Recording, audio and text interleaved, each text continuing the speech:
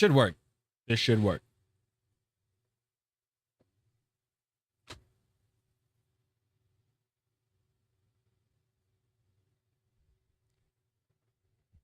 All right.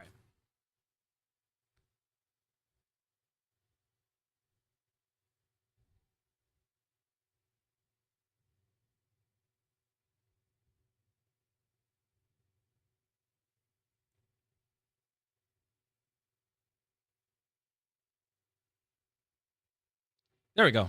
Okay, cool. Oh.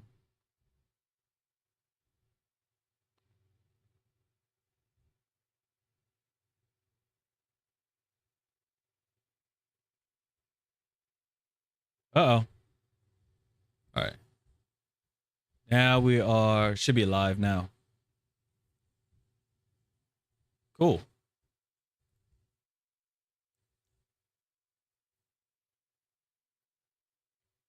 Oops. Give me 1 second. Public.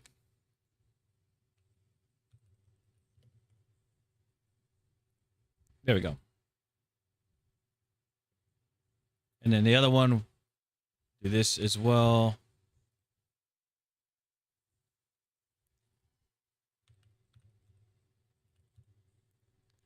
Division 2. All right. All right, everybody. What's up? What's up? What's up? What's up? What's up? All right. I believe we're good on everything.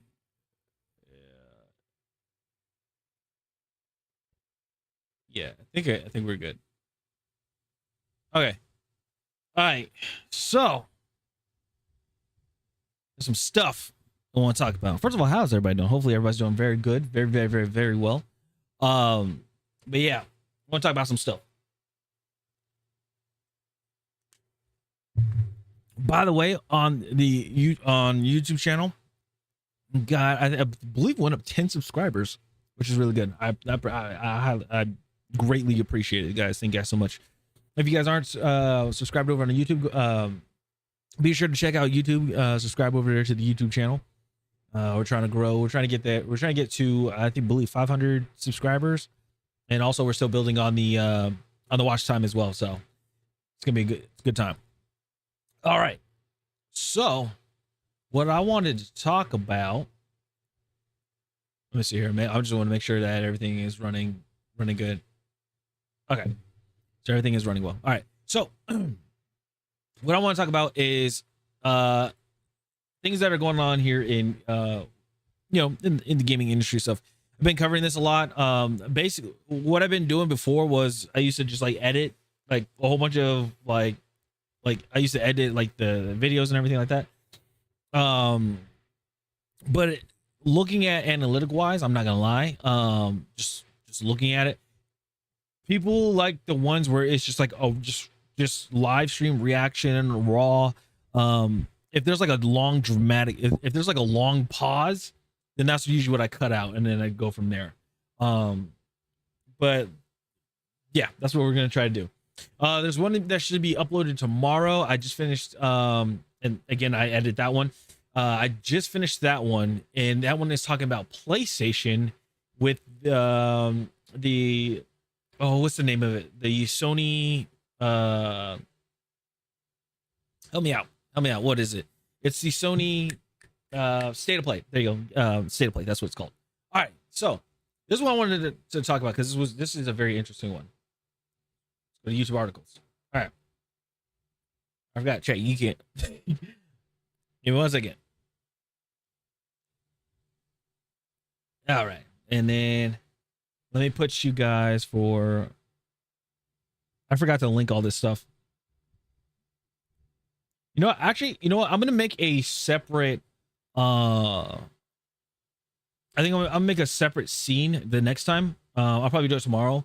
Like on my lunch break when I'm at work on my lunch break. I'm probably gonna make a separate section for YouTube for a vertical platform, so you guys can see the article in the vertical way, and I don't have to like move everything over and stuff like that. Just to help you guys out, because right now everything looks cut off. Like, see, everything looks cut off, but on the main side, you guys will be able to see everything. So I'll try to get that sorted out and everything like that for you guys. All right.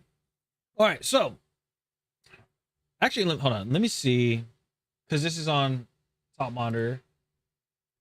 Let me try it now. I'm just gonna bring it over. You guys won't be able to see the yeah, you guys won't be able to see like the full on what do you call it? You won't be able to see like the full on title, but at least you guys will see something. All right. So keep it there. All right. All right, guys. So I was looking on the articles and everything, and by the way, I appreciate you guys so much for everything that's going on with YouTube. Thank you guys so much for I think one of the videos that I did, it got 3.4K views, which is, I think, is the biggest that I've ever seen on a video that I've ever done. So I deeply appreciate it. Thank you guys so much. I guess I know what you guys like, things like that. So I appreciate it. But I wanted to talk to you guys about this. This caught my eye. It's coming from that Park Place. An opinion.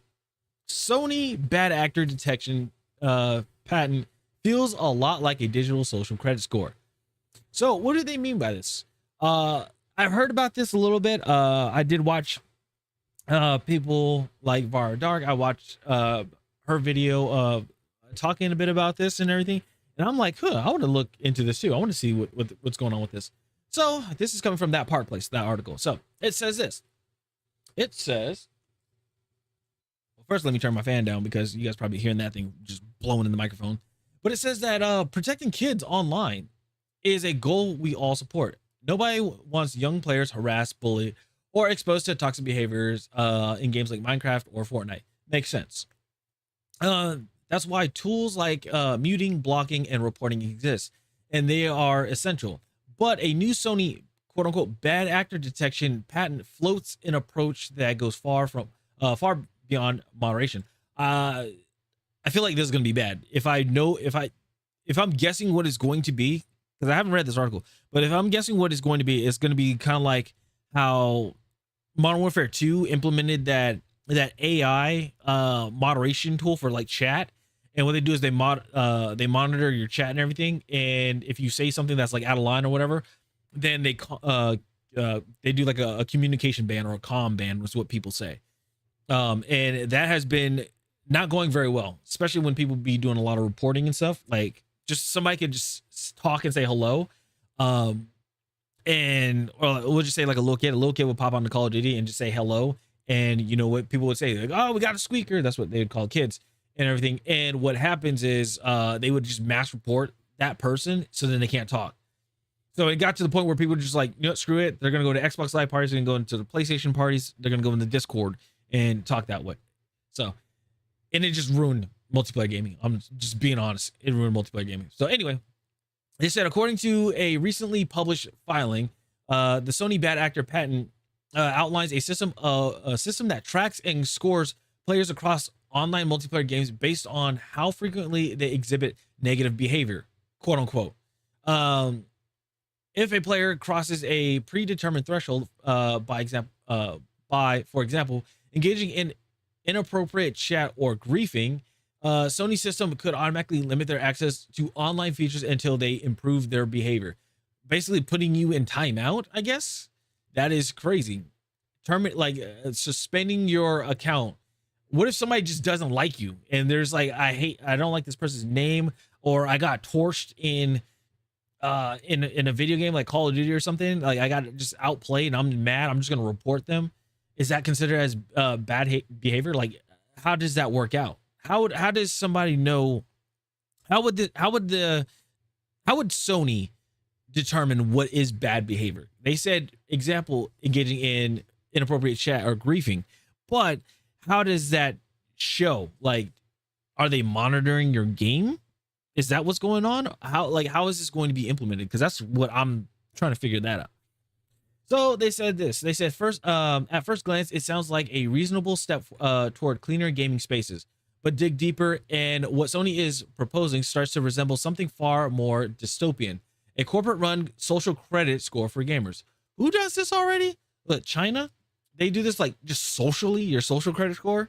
And if you don't have a certain amount, then you can't like ride on transportation, or you can't go out or something like that.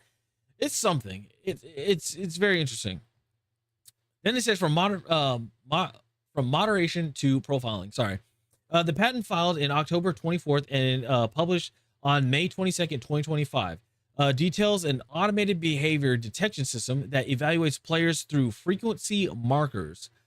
Not sure what that means. The more often you break the rules or are perceived to, the more likely you are to be flagged as a bad actor. Wow. So like, I wonder for this whole thing, are they gonna have like a TOS? Is it gonna be like a TOS that you're gonna have to read, which basically people are going to skip anyway because it's like, oh, it's all this, it's too long to read, and it's not important, so they're gonna skip it? Or are you guys gonna have like a giant disclaimer like, hey, something new is coming up, we're implementing this? I don't know. But then they said the next thing, Sony's system wouldn't just mute or warn you, it would restrict your online gameplay entirely, basically suspending your account. And while a one-time mistake might not push you past the limit, the system is built to compile and track your behavior over time, forming a persistent profile. That is scary. That kind of long-term surveillance and behavioral grading isn't just moderation, it's control. True. And once a system like this is embedded into the fabric of multiplayer gaming, who decides what's toxic exactly? What qualifies as unacceptable behavior? Is it context dependent or purely algorithmic? Sorry. Yeah, it's crazy because like we're already talking about stuff in, you know, just in the gaming space. Like there's something going on in Valorant where people are like saying some off the wall stuff, right? But then I think it was like Riot Games implemented something where communication bans and stuff like that, like if you report somebody. So the thing is, like, people could still abuse that, right? But what about this? I feel like somebody can do the same thing. Somebody can be sexist, somebody can be misogynistic, somebody can be misandrist, because it goes both ways, and other things, and people could just be like whatever, and then they'll just go ahead and just like just constantly report. Especially like when it comes to streamers, you know, a streamer craps on somebody, they'll probably be like, hey, report this person. Or it'd be vice versa. A streamer was just getting crapped on by somebody, they're like, hey, everybody mass report this account or something like that, and then that person's account gets banned for, I don't know, or not banned, it gets suspended, depending on the severity of it, possibly getting banned. That's the worst part. So then they said a chilling parallel to China's social credit system. Yeah, it did. I knew it felt like China. It sounds pretty. It sounds eerily similar. That's because it is. China's social credit operates on many of the same core principles Sony outlines in its patent, such as tracking behavior, assigning scores, rewarding compliance, punishing deviation. So here's my question, right? They have this. China has the social credit system. And like the higher you are, like the more stuff like you're able to do, right? Now, my question is, if you do not violate anything and your social credit score is like through the roof, do you get discount on games or something like that? Is that what's going to happen?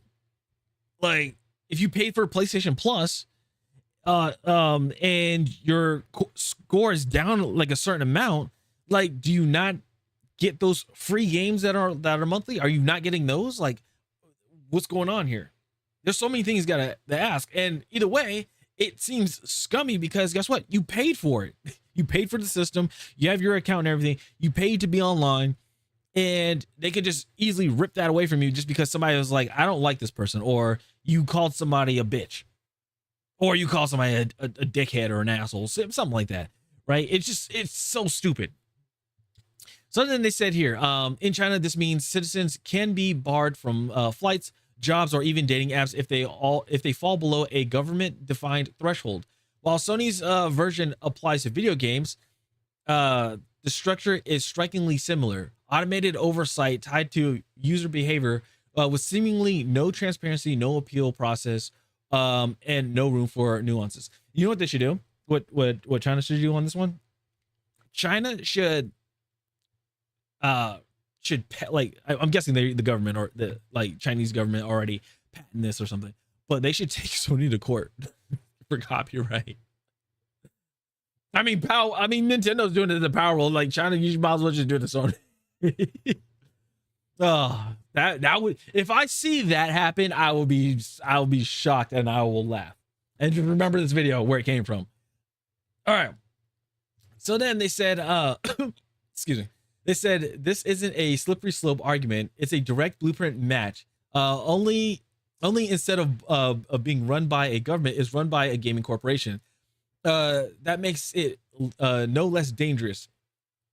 Because when a tech company normalizes behavior-based restrictions in one area, it becomes that much easier to apply elsewhere. I swear, man, if Xbox and them do this, it's gonna be over. It's GG's. Like, if Microsoft does this as well, and I don't know if Nintendo Switch would ever do it, but if Nintendo ever does it, but if those three do it, it's GG's, and then everybody's just going to PC.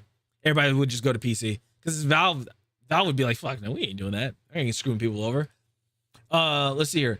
The Sony bad actor patent may be marked as a tool for positivity, but under the surface, it reflects the kind of behavioral control we once warned could only happen in authoritarian regimes. Now it's being built into entertainment platforms we use every day. Yeah. If that happens, again, the entertainment's gonna be gone. Like, there's no entertainment at all. We're getting stuff in movies and TV shows where, like, you have to think a certain way. Obviously, the only thing that we can do is just turn it off and not watch it anymore. But video games, it's like we don't really have a choice. We have to like, either you play the game or you don't play the game. Oh, so here they said a dangerous precedent. Sorry. Let's be clear. We believe children deserve safe, respectful gaming environments, but Sony's patent opens the door to something much broader than safety enforcement. This is about conditioning behavior through persistent digital scoring. Yeah.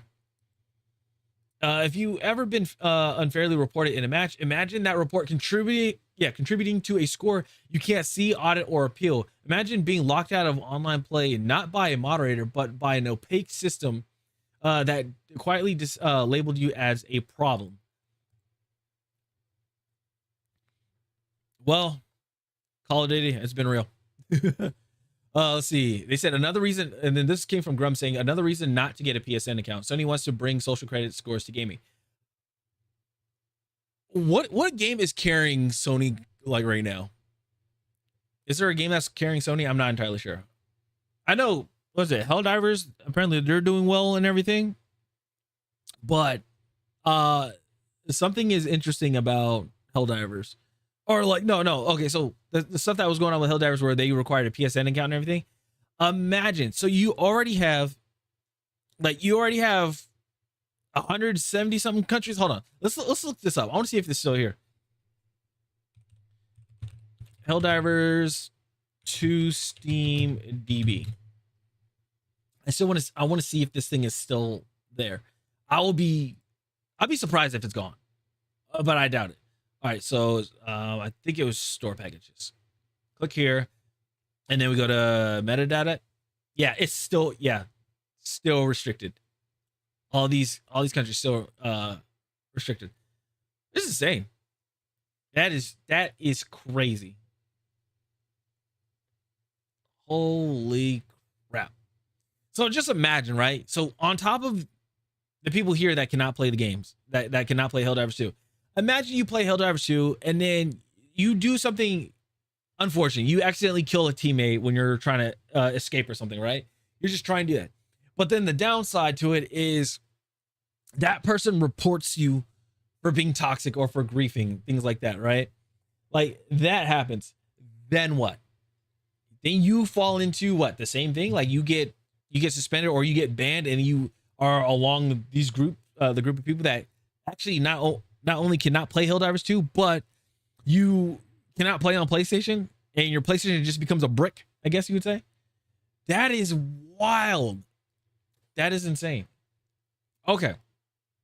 So then they said, and what happens if the score, oh yeah, wait, hold on. Did I say, oh no. Okay. So they said, and what happens if that score starts affecting more than just gameplay, when it carries over to your PlayStation Network reputation, cloud saves, or even cross-platform experiences? I would say for the cross-platform experience for PlayStation Network and stuff, if you got a Steam account or whatever, or like if you got a Steam account, if you got a Twitch or whatever, you better like unlink all your stuff, unlink your PlayStation account to everything else. Just do that, because then it won't be able to tie together. I think that's what it is. I'm thinking like this whole thing, like if it was like a malware, like, you know, like a virus that you got from your computer, right? You got a malware virus, you downloaded, somebody was trying to gain access to your computer. What do? People say, oh, you would just, you try to like combat it or something like that, or like you'd run like a program. No, what you do immediately is you cut the connection, or if you need to, cut the power. You just rip the cord out, cut the power. Yeah, it may harm your PC, but it's better than getting your information stolen, right? So you might as well do that. Get that over with. And then after that, then you start following, you start doing all the things that you need to do, run programs, things like that. So as a precautionary thing, if this does go through, all my people that play like PlayStation games, or like that are account holders and stuff on PSN, I would just, to be fair, I would just unlink your account from other things. Until, well, actually, no, you're safe till now. You're safe for now. But then, like, once they say, like, hey, we're implementing this, I would just start unlinking. That's just me personally. If the same thing happened with Xbox, I'd be unlinking stuff. Like, I'd be unlinking things. But yeah, I think this whole thing is going to start pushing people to PC. Oh, man. So, they said Sony's pattern of surveillance patents. That is true. I actually noticed that everything is starting becoming more like surveillance for like on consumers, because we have Nintendo Switch. If you have their Nintendo Discord, right? That's on the Switch 2, which you have to pay for. They're able to monitor your game. They're able to monitor your game and your chat. So like if you're talking with friends and everything like that, they're able to monitor that. They're also able to see they are able to screen record your gameplay without you knowing. So it's the same thing. I don't think Xbox has anything yet. I hope they never do. But yeah, that's insane. They said that's where the comparison to a social credit system becomes unavoidable. What begins as a noble effort to reduce harassment evolves into a system where corporations monitor, rate, and restrict users based on behavior. And what happens if they decide that saying you don't like the latest PlayStation exclusive is suddenly a bad actor strike? What if mocking the failure of Concord or referencing Sweet Baby Inc. could suddenly get you flagged and booted? Well, I mean, I don't have a PlayStation. I don't have a PlayStation. I got a PlayStation 2, but guess what? You can't track that. So this is like having a PlayStation 2 and like an original Xbox and everything, even the Xbox 360. It's like going off the grid. Like it's like having like I would say it's like having copper plating on your car. And an EMP blast goes off, right? Like everything else gets affected, but since the EMP cannot penetrate copper, your car works fine and you're good to go. You're solid. That's what it seems like. It's insane. All right. Let's see. This is an extreme example, but it's a potential example nonetheless. Where does this moderation stop? Who decides? On its surface, the CCP social credit score can sound like a noble venture, but over time, it was revealed for what it is: a dystopian system designed to regulate behavior and adhere to what the government finds acceptable. Again, we are dealing with video game companies here, not world governments, but the comparison can't be ignored. And this could only be the beginning. Now, here's the thing. If people are saying that person, like this article is overreacting, I don't think it is overreacting.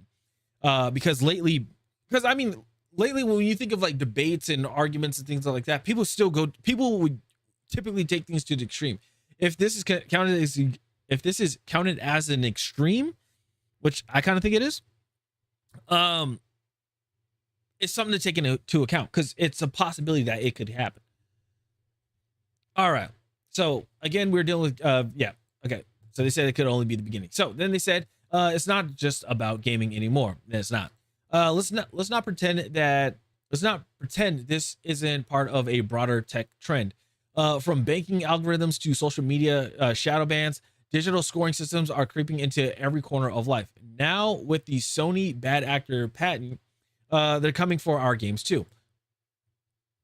Let's see here. And they said, and once this kind of player profiling becomes standard, other companies won't hesitate to adopt it. Microsoft, EA, Ubisoft, the gaming landscape could shift from a space of freedom and creativity to one of the constant behavioral management. Ubisoft's kind of again, Ubisoft's going downhill right now with all the situation that they're going through. I'm just saying that right now. That is the the worst thing ever. EA, it would be terrible for them. Microsoft, just don't do it. Oh man. So then they said, final thought, protect the kids, but don't police everyone. We can and should protect children from predators, bullies, and in online games. But there's a clear line between protecting players and profiling them. Sony's new system crosses that line by creating behavior profiles and restricting access based on unseen metrics. The company risks transforming online gaming into a system of surveillance and conformity. If they go forward with this patent, the consequences won't just affect trolls and cheaters; they'll affect all of us. Yeah. And then they said, should gamers should reject this path now before it becomes the industry standard. How do you feel about this the Sony bad actor patent? Sound off in the comments below and let us know. I think what it is what part was it? Like, yeah, I mean, the system that they already have, like, just being able to like mute somebody, report them, things like that, like that's still good to have. And the thing is, when you get these, like when you get games like Fortnite, well, maybe not Fortnite, but when you get things like Call of Duty or just any games in online in general, right? Like, and I'm not saying it's the parents' fault, but what they should take in, like what people should take into account is if you're buying this for your child, like you should either you should monitor what they're playing and like what they hear, or they should be like inform them like, hey, this is what's going to be like. You're playing an online game. Everybody is able to play this game and do that. Like, so how would I say it? So hold on, let me go back. You're playing an online game with other people like around the world. So anything and everything is can and will possibly be said online, right? The only way how to protect the kids from that is if you do what people did back then. I still think it's incorporated on current systems, but online, like restricting content, like content restrictions.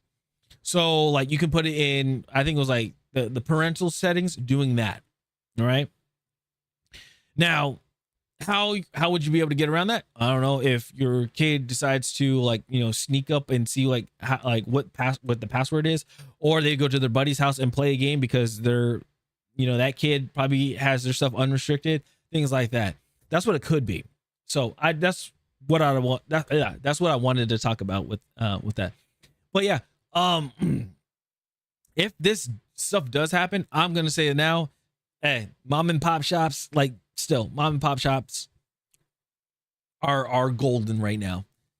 Go buy your PS2s, your PS3s, go buy your Xboxes, like your Xbox 360s, go buy those. Because when stuff starts hitting the fan and you're not able to play online, yeah, it does suck because we're all like used to online gaming and everything. But I'm telling you, play some offline games and play those games in the past, bruh, you'll have a great time. You'll have a good time. Because remember, just think of this. And yes, I'm old. I can say this. Fuck it. I'm 32. Let's just say that. What you could say here is that when it comes to games in the past, like us even playing Call of Duty 4 on the Xbox 360, right? Like playing that.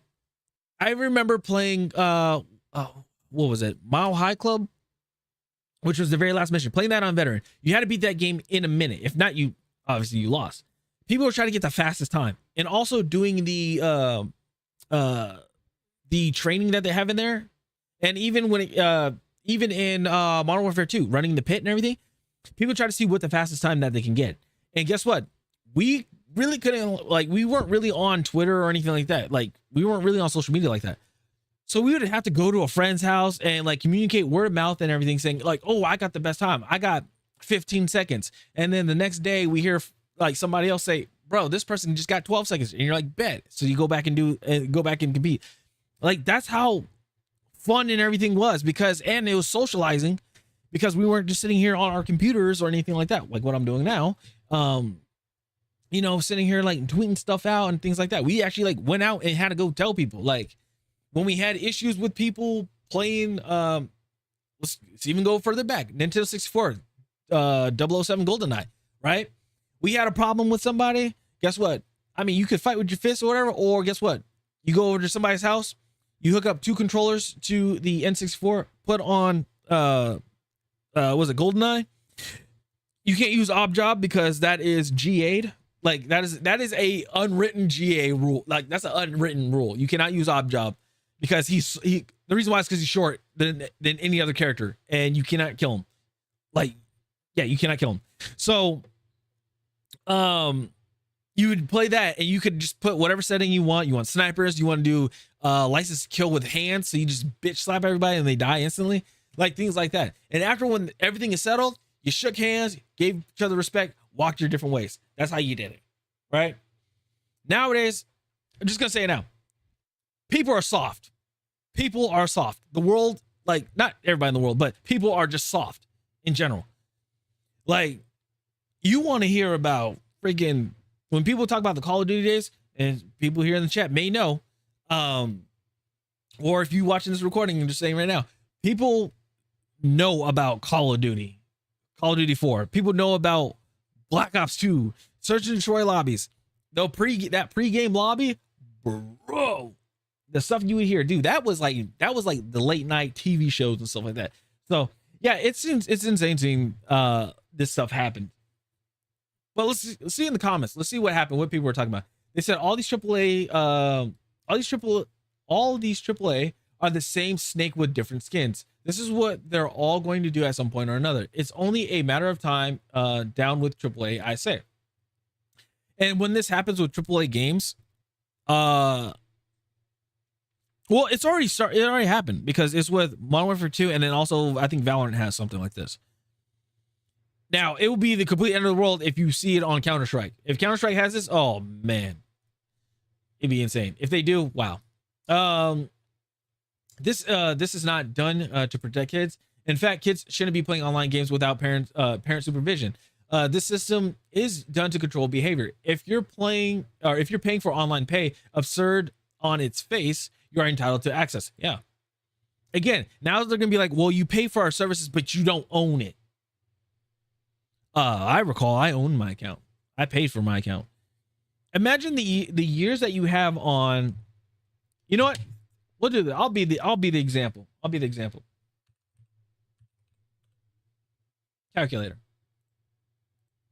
All right. I've had my. You know what? Actually, I can look up the years. Hold on. I'm gonna pull up. Let me go on my Xbox real quick. Go to my account, my profile. Okay. So I've been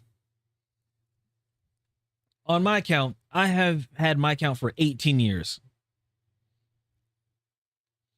My account's able to get a job. Okay. So 18 years, right? 18 years. And I've been playing online actually longer than that. But for my account, 18 years, right? I've been paying for a yearly membership, which is $60, right? This is how much I pay total. $1,080. $1,080 so far, which is a pretty good amount of money. Let's say it now. It's pretty good amount of money.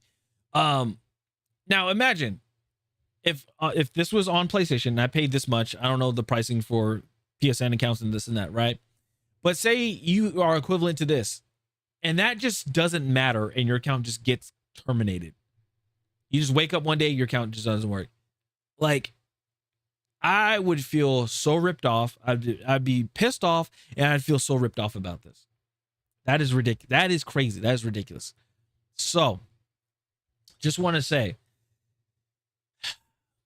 I hope this doesn't happen. Let me know in the comments down below what you guys think about this whole situation with Sony trying to push this patent out. I don't think it's going to work. Honestly, I don't think it's going to work. If it does go through, then it's going to happen to a whole bunch of other companies. And then again, that's going to be the end of gaming. And I think for AA game, because I don't think it's not going to be for AAA gaming only, but it's going to be for AA games, because if they want to push the console to reach out to more people, then that stuff is going to happen. Then on top of that, they're probably going to have to regulate games. They're going to be like, hey, when you make your game, it has to go through these series of tests and things like that, which I don't think anybody wants to do.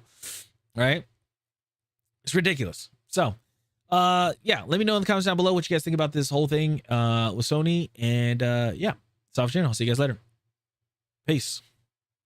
Sorry, not this. Later, guys.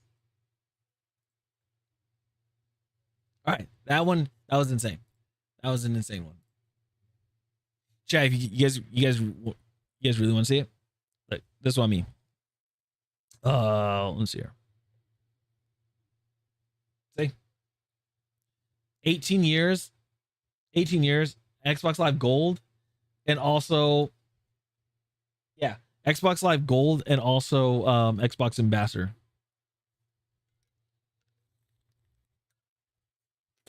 Here's the thing. According to this badge, I wonder if I can actually like look at it. Okay, no, I can't. But according to the Xbox Live Gold, it says 2002 to 2020 to 2023. So actually, I've had the account for 21 years. 21 years, and I'm 32. That's insane. That is crazy. That is crazy to see. And the Xbox Ambassador from 2011 to 2024. I guess I'm not an ambassador anymore. I don't think I am. I don't know. Oh yeah, because Xbox Ambassador, they're just like saying that you're here to promote, like, you know, Xbox and like good games and stuff like that. You know, you guys know me. It doesn't matter. Like, being a partner, like, you can be ambassador or partner or whatever. Like, I will still give my honest thoughts about products that I'm using. It's just what it is. What it is. That's how. Like, that is something I'll never like. I will never be like, no. That's something I always ask people. I say, like, if people are like, oh, you do sponsors and this and that, like, would you do sponsors? Would you do partnerships and things like that? I was like, it all depends if I'm able to give my honest opinion about it, my honest feedback about it, positive or negative, what it is. I don't even say negative feedback, like either, like, you know, sustainments or improvements, let's put it that way, of feedback. I'd rather have that. I'd rather be able to partner with somebody and be able to do that to help the product become better than just be like, oh, this is great, and then like everybody's like, no, this is crap, you know, this is trash, type of thing. So I'd rather not have that. All right. So there's something else that I saw. It was very interesting. So that was the bad actor one. You guys know me. I can't really talk about this one. I can't talk about this one because of where I work. But when you know, type of things. But it's crazy. EA being canceled, or Black Panther game canceled by EA. The team included former Sweet Baby Inc. dev who bragged about not hiring white people.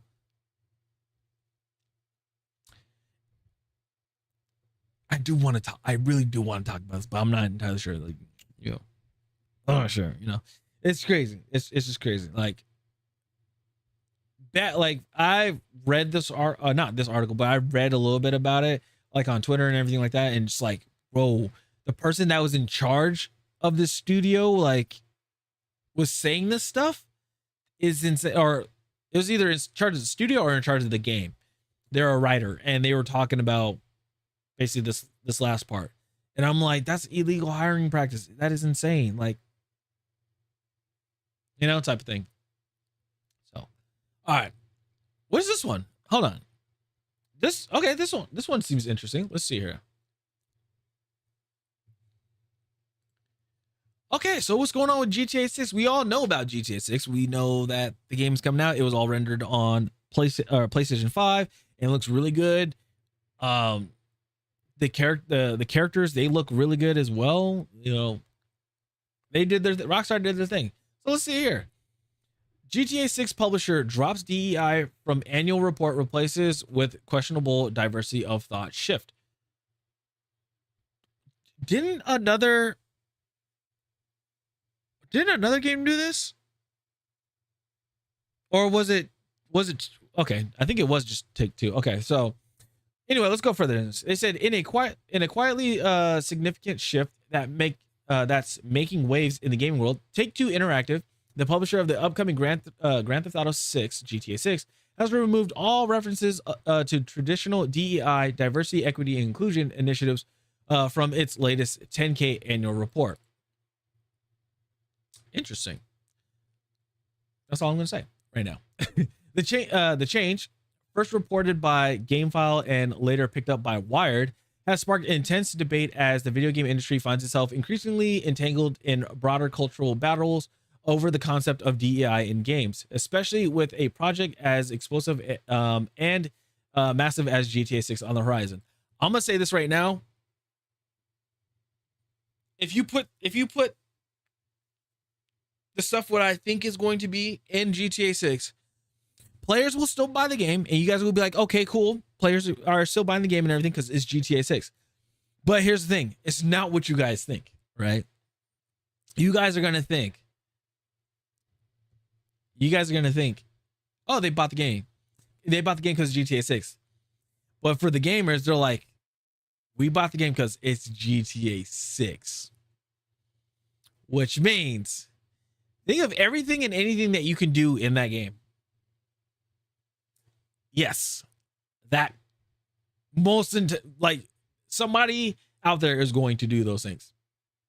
It's GTA 6. You can ride, you can hit pedestrians and stuff like that. You can do any crime in that damn game. Almost. So, just saying. Unless they do certain things in there where like you're not able to run over certain people or like rob certain people, things like that, then that's when people got a problem. Because we all know GTA, any character in GTA was fair game. If there was a body in there, like any body that you saw in GTA was fair game. Oh man. So they said a sharp departure from 2024.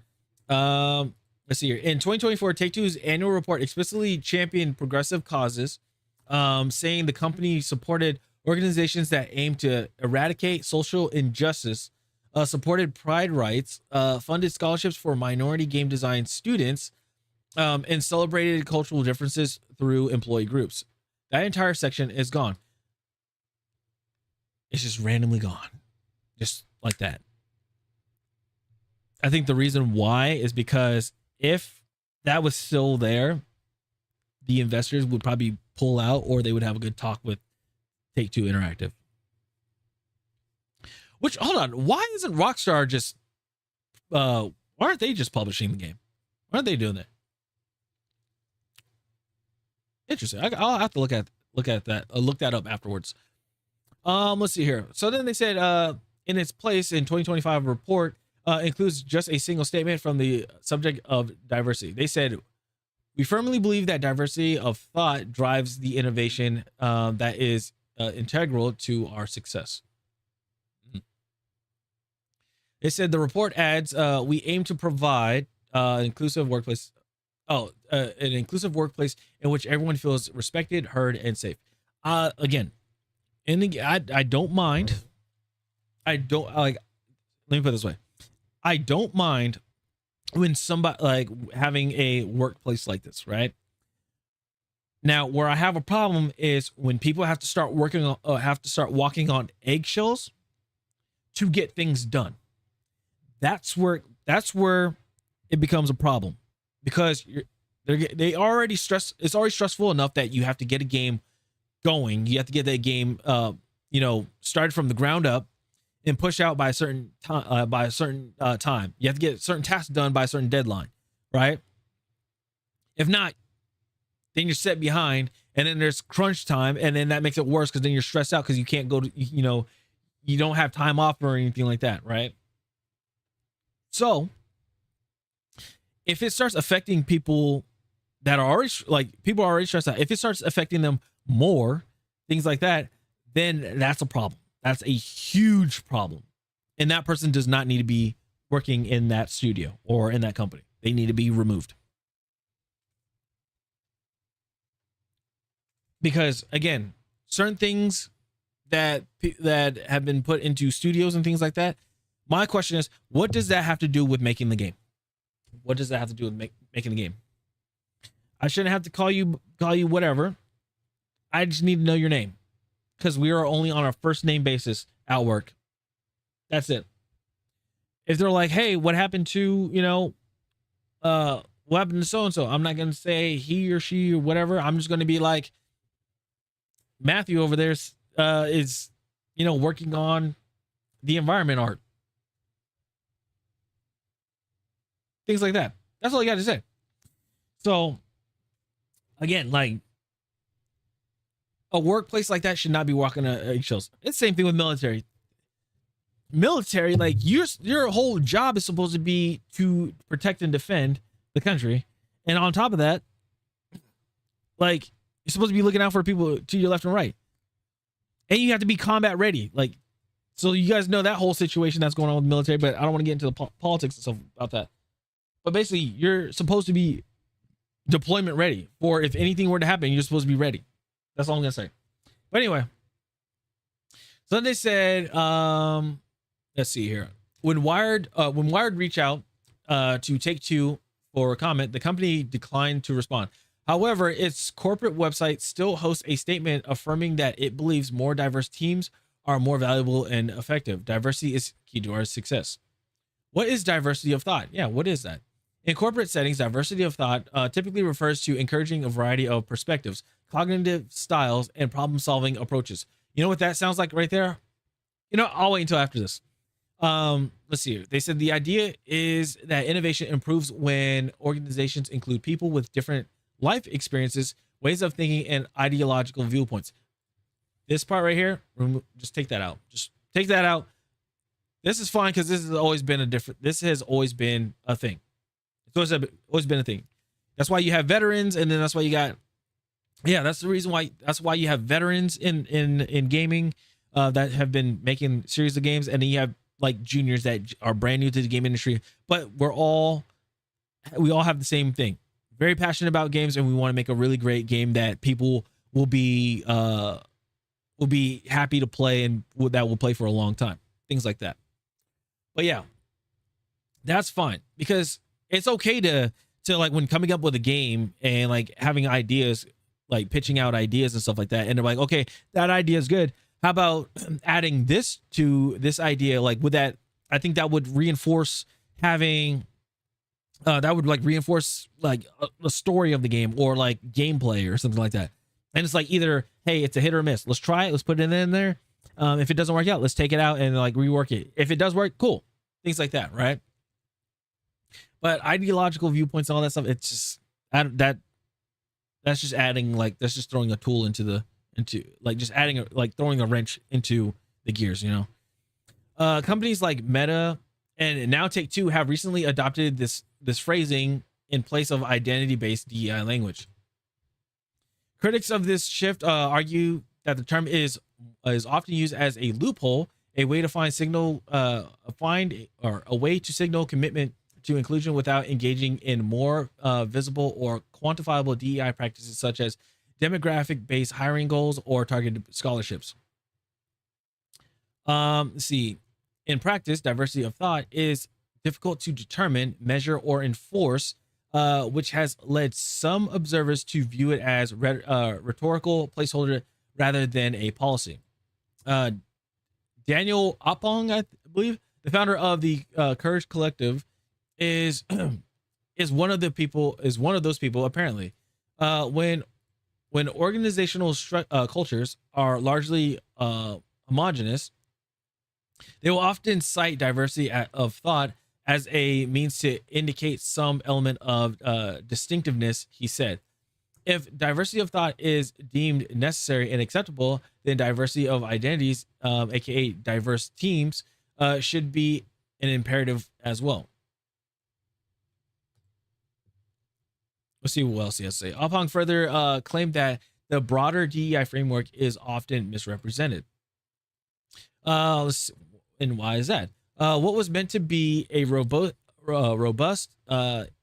interdisciplinary practice designed to create cultures where people thrive is often misrepresented as wokeism and reduced to polarizing buzzwords that do not accurately portray the essence and impact of effective DEI, he noted. Well, here's the thing. This is why okay, let me go back. The issues that we have with this is that there are people in the studios that are making the situation like this and creating games that aren't what's the name of it? They're making games that aren't well received. There are things that are added into a game or that change the game completely that people don't like. That's the reason why it's not working. And we all say, like, okay, if something is crappy with the game, that means it's something that is crappy with the studio.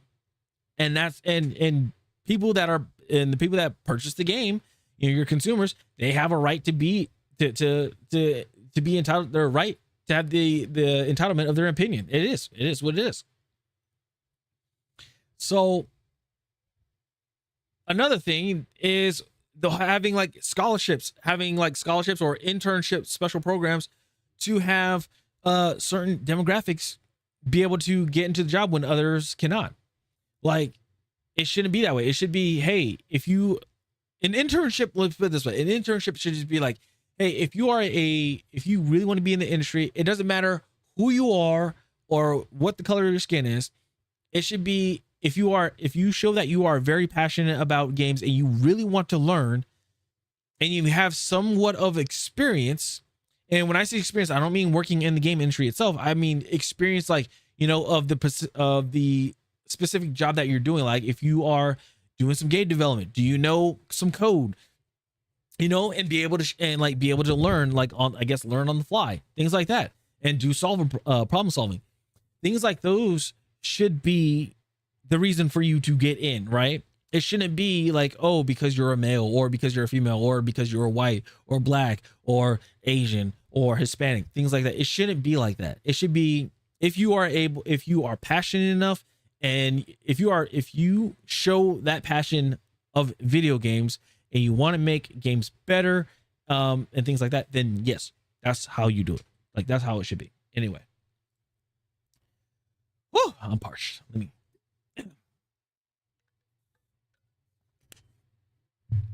Ads about to go off in a few, so I'm gonna have to cut this one a little bit. Sorry, guys.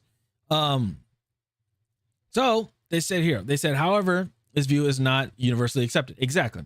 While many companies promoted DEI policies between 2020 and 2022, their actual effects remain a subject of ongoing debate. Yeah.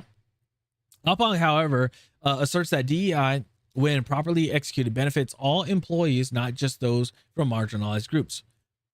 How? One of the biggest misnomers about DEI is the notion that it only benefits people from historically marginalized groups, he says. The truth is, when implemented effectively, DEI affects everyone. Yet critics have pointed out that this claim often lacks broad-based evidence. Opponents argue that certain DEI initiatives, such as hiring targets, segregated employee resource groups, or identity-based mentorship programs, may offer tangible benefits to select identified groups while creating uncertainty or resentment among other employees who do not qualify for those programs. Exactly. It should, if you're talking about inclusivity, right? You're talking about being inclusive, but you're excluding people. Like, make that make sense. How are you saying, oh, we're being inclusive, but you're excluding people? It should be everybody. Equity. I still think it's stupid that they keep saying equity on this whole thing, because equity is basically, I should get the same stuff that you are getting. Doesn't matter. It doesn't matter your position or anything. I should be getting the same things that you should be getting.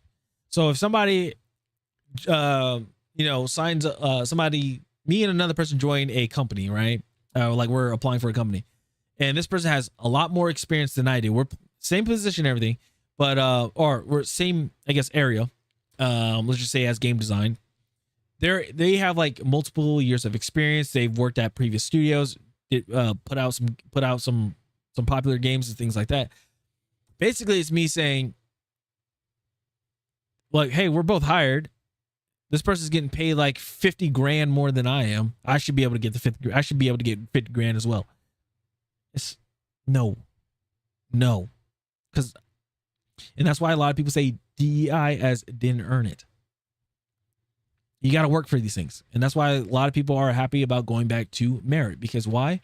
You have to show, you have to prove yourself why you want to work in these studios, why you want to work with this company to make this game.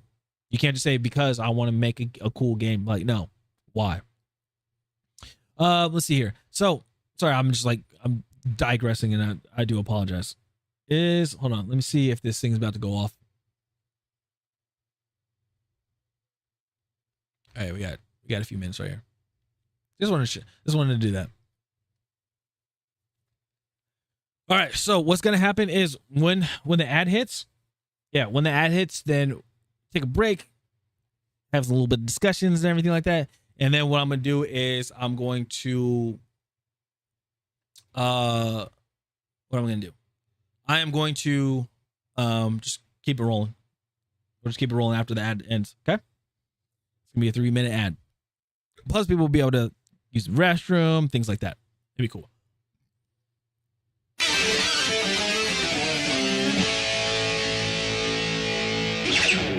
Oh, there it goes. There it goes. Yeah, it is crazy still seeing Helldivers 2 like that. Oh yeah, Elden Ring just came out, didn't it? The release date is the 20th. Oh, it is the 30th. I forgot. It's the 30th that it's supposed to come out. So it just came out. How they doing? Damn.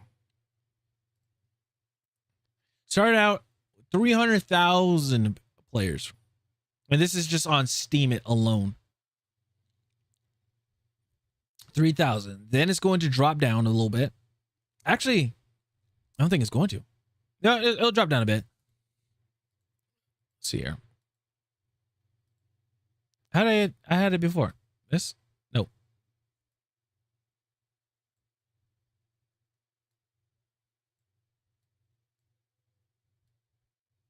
That is crazy. So 313,593 is the all-time peak, and there's still 245,000. And here's the thing, it's not even the weekend yet. So the weekend is going to have that, it's going to have that launch.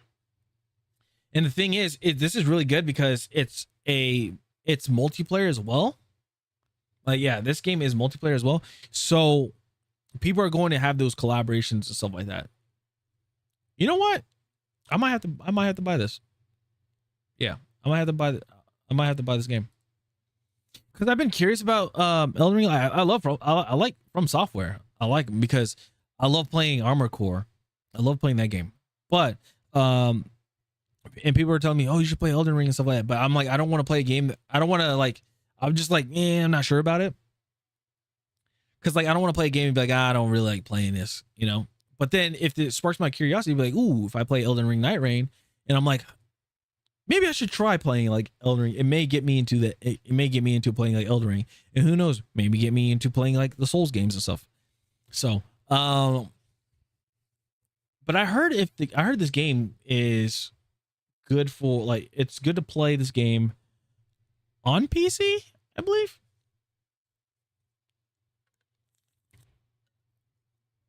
Is this game crossplay too? Let me see here. Elden Ring, Night Ring, crossplay. Elden Ring, Elden Ring, Night Ring will not have full crossplay, meaning players on different console families, PS4, PS5, Xbox One, Xbox Series X, and PC cannot play together. However, it will feature crossplay within PlayStation and Xbox families, allowing players on PS5 and PS4 or Xbox Series X and Xbox One to play together. So consoles will be able to play together, but but they won't be able to play with PC. Interesting.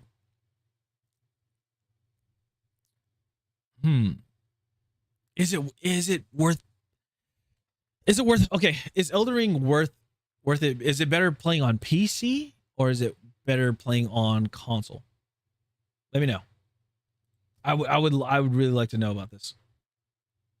It seems tempting for me to like really get this to really play it. Anyway,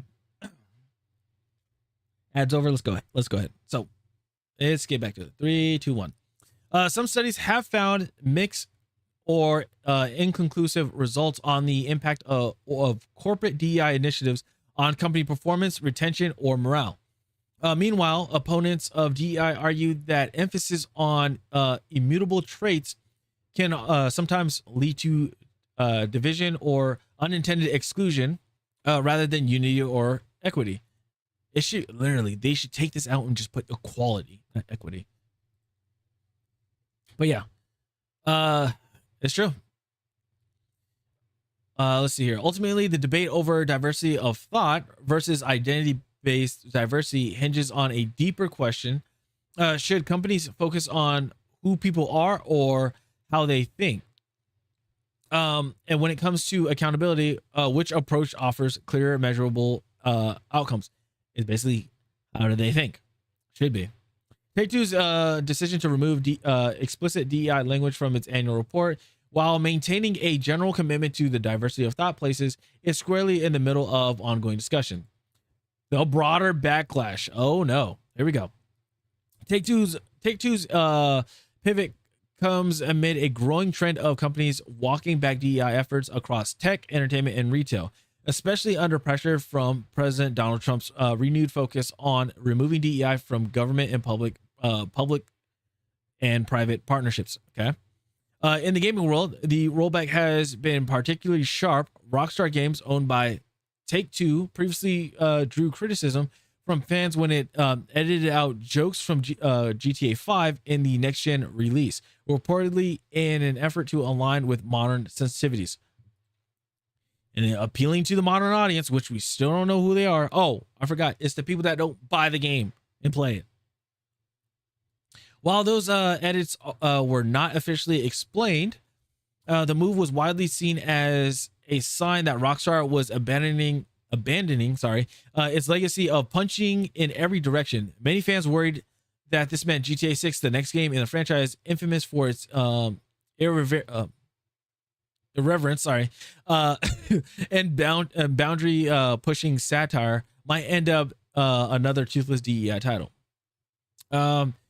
Those fears grew. Let's see here. Yeah, those fears grew after several key members of Rockstar's old creative team left the company, including Dan Houser. Let's see, the longtime lead writer and co-founder of Rockstar, known for crafting the biting tone of the franchise. Yeah, when you and that's another issue that has been happening when it comes to like the game industry and stuff. When you have like colossal people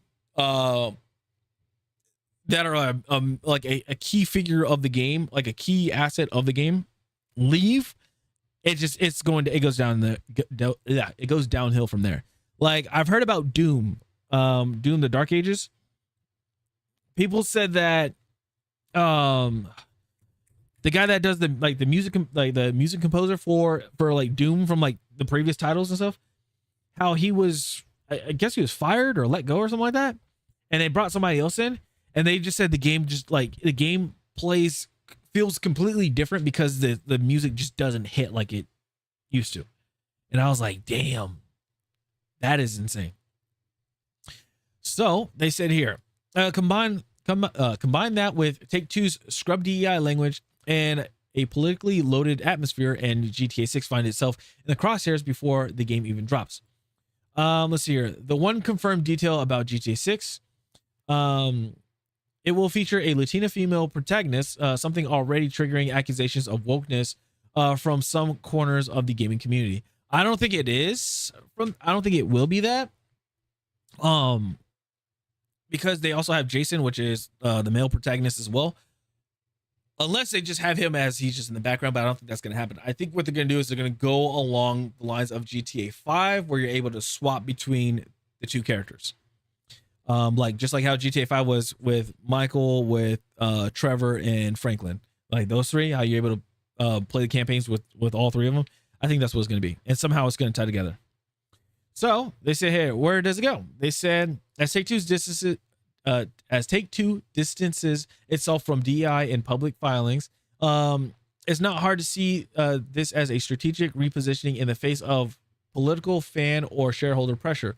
But whether it's a calculated retreat or just optics, the message is loud and clear. Identity-based DEI is no longer the hill many corporations are willing to die on. Yeah, they retreated from that. They said people want to support and work for brands that align with their values. Opong claim.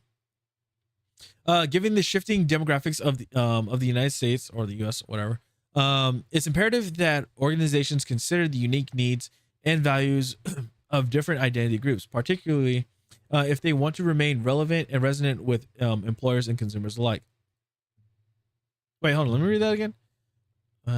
Given the shifting demographics of the it's imperative that organizations consider the unique needs and values of different identities. No, just brother.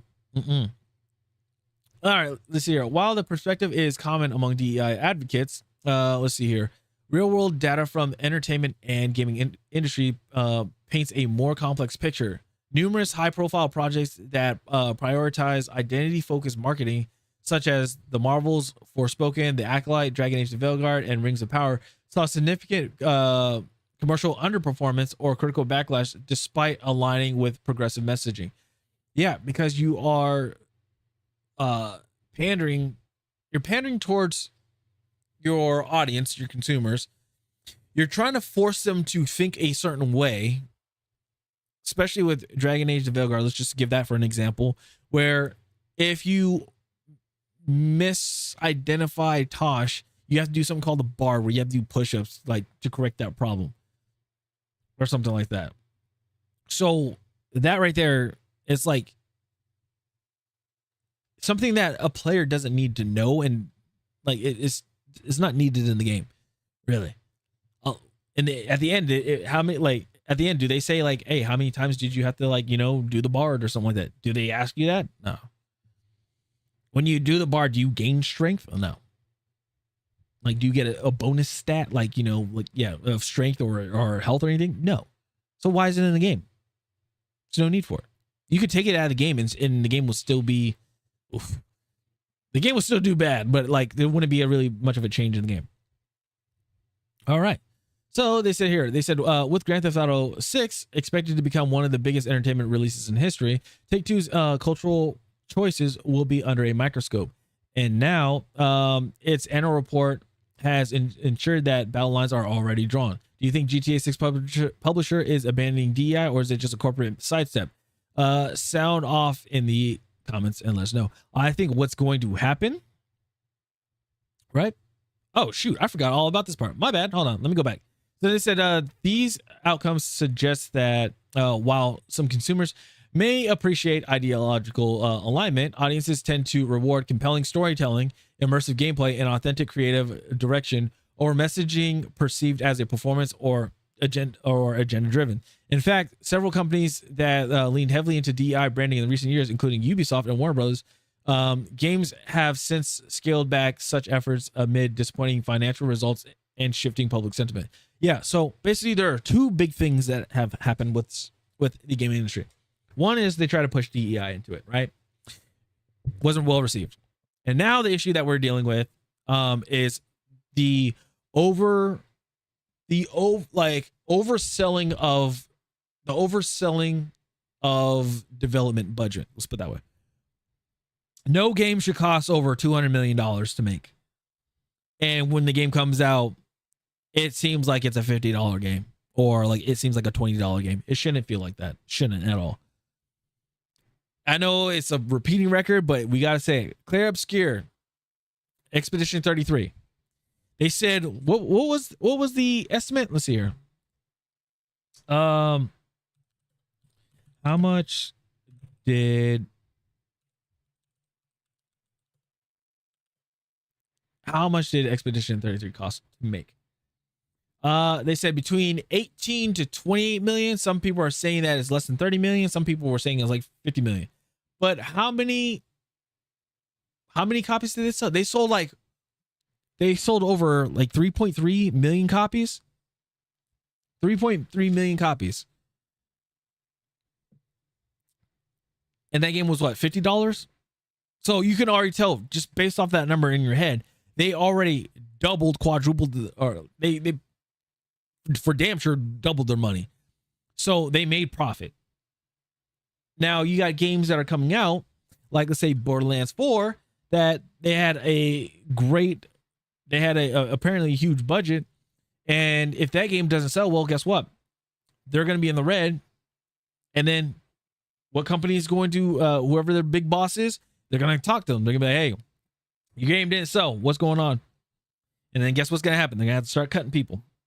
They're going to have to start cutting them down. It is what it is. And that's how we get layoffs and everything.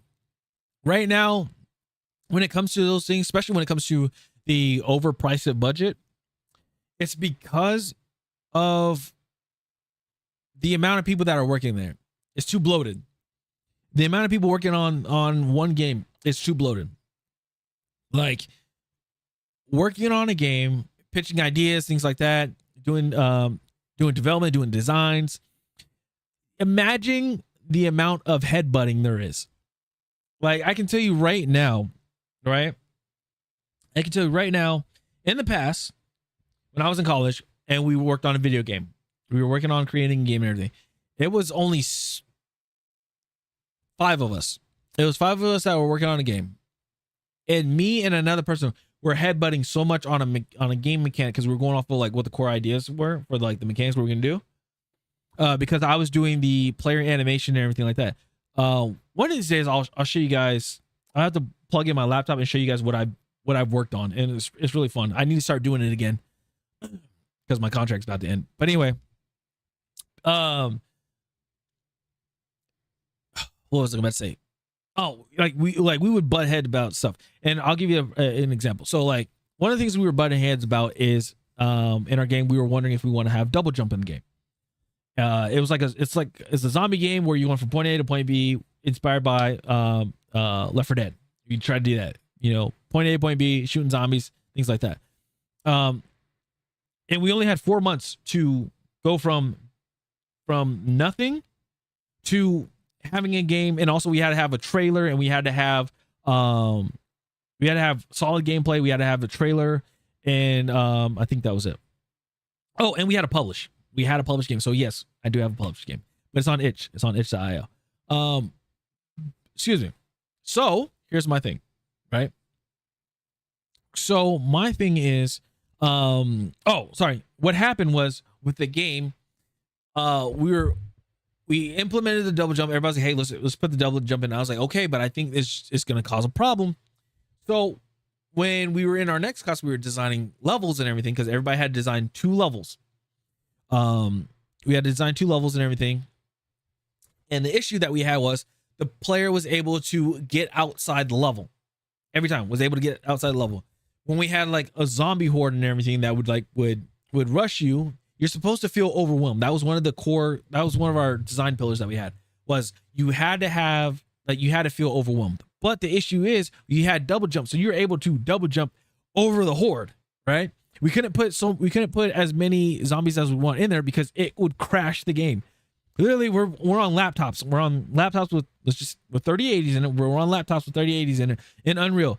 The game was super laggy. It crashed our game. It even crashed Unreal entirely when we were working on this, right? So that happened.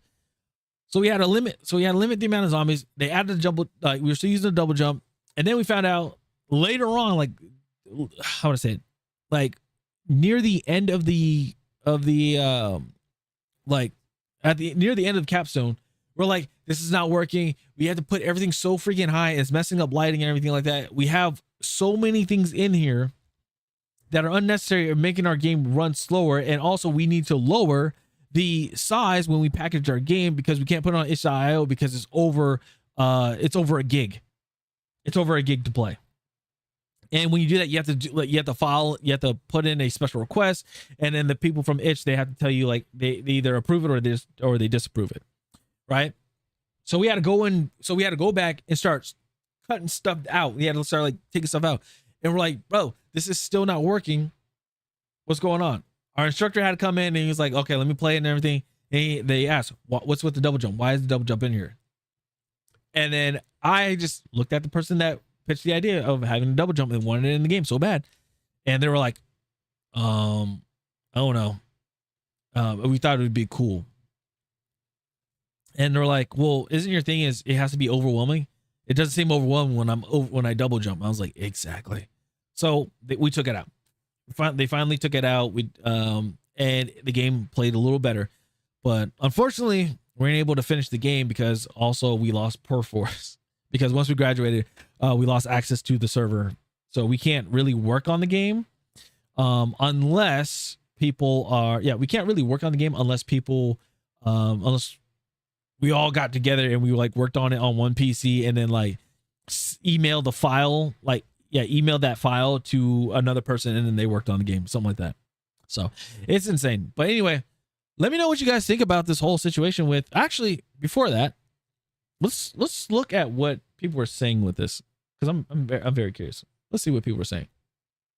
Diversity of thought until someone dares to even think, very small percentage differently than their mentally deranged artificial religion of Sodom and Gomorrah. Okay. Same stuff, just different rainbow pattern. GTA 6 has a decade of DEI infused ideas, hires and direction. Rockstar is terrible. Hell, they had to shift their focus from their girl boss to her simp boy toy to try and deflect some of the critical feedback from the first pieces of marketing. They went overboard with girl boss _001. And I can't imagine they've been able to back that off too much. Plus, Take-Two is like every other company. They are just letting their DEI teams go underground, branding them with different names. The BS is still ingrained in almost every hire. They've made in the last 5 years, at least. That means not only are the devs woke as AF, but the publisher and all the functions are woke AF. He said, of course, this game will sell as GTA, but I only hope they take their delay and do more to declaw the rainbow diversity wonderland of characters than Assassin's Creed Shadows. Assassin's Creed Shadows was pretty bad. Despite taking an extra 8 months, Ubi could not exercise their DEI nonsense from the game, and it cost them the company. And I expect to see at least 15% direct layoff. About 3,000 people, which usually results in a similar number of indirect job losses, vendors and contractors. No game company I've worked for thinks their vendors and contractors are real people, so they never figure those losses in when job cuts come. Sorry, only full-time employees are real. Yeah, they are just hiding it from the normies. The same alphabet clowns still work there. I'll keep paying attention to what they actually put in the products, not what they say. Always watch what they do and stay vigilant. Yeah, that's true. Basically, when it comes to video games and stuff, and we have seen studios that are pushing certain things in the games, the only way we can do is just look at it. Just look at the gameplay of the game and basically just keep doing what you're doing. Vote with your wallets and everything. If you don't want to play the game, you don't want to play the game. Don't buy it. Things like that. So, they will eventually see that it's not working. They will pull away from it and hopefully they'll go back to their ways of how games were back then. That basically ways that games were actually working. Like, like Ubisoft, let me put it this way. Ubisoft was mainly a tactical type of game. So let's put it this way. You're ready or not, you're 6 days in Fallujah. If you guys haven't heard of those games, I highly recommend checking those games out. Your Counter-Strike games and stuff. Those games were your Ubisoft. A while ago, I did Sunday Side Quest and I was playing Ghost Recon games. And if you guys see those, if you guys check those out, yeah, it was massive. It was different. Like if you look at the Ghost Recon back then compared to Ghost Recon now, it's a huge change. Same thing with Rainbow Six. Rainbow Six back then to now, a lot different. So, but that's all I got for this video. Let me know what you guys think in the comments below with GTA 6. Do you think that this stuff is just buried underneath? Do you think they're gone completely or what? I think hiding stuff seems shady in the reports, but if it does come back up, then that means they lied to their investors. So we could possibly see that studio take a hit from investors or shareholders. So that's all I got. I appreciate you guys. Thank you guys so much, and I'll see you guys later. It's off channel. Peace.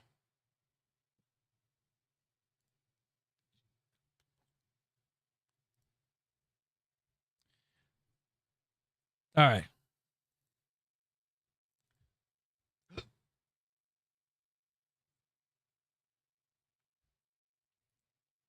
Let me just get these.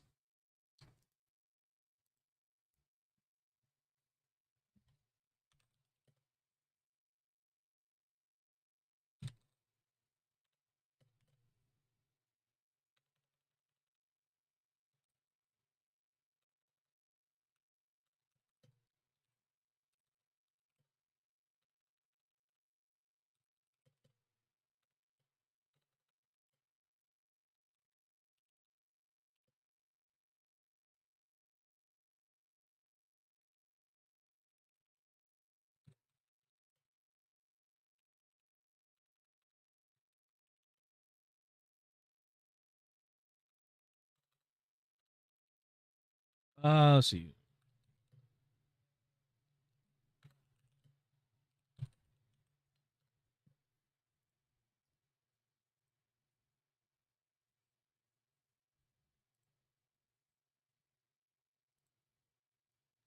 Oh, I was like, I was about to say, where did the recording go? Let's see here.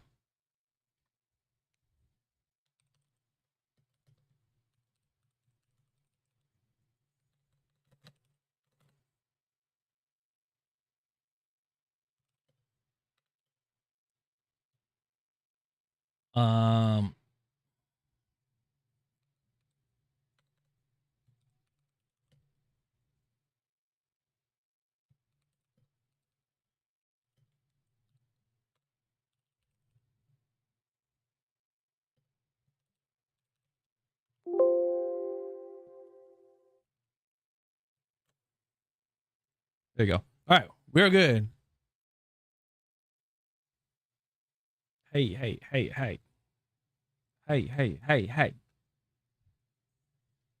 Okay.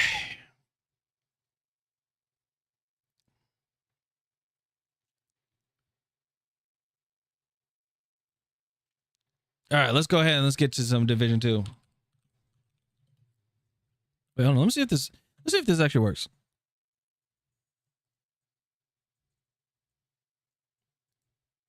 Oh, it's not working. Hold on. Set game, right? Yeah.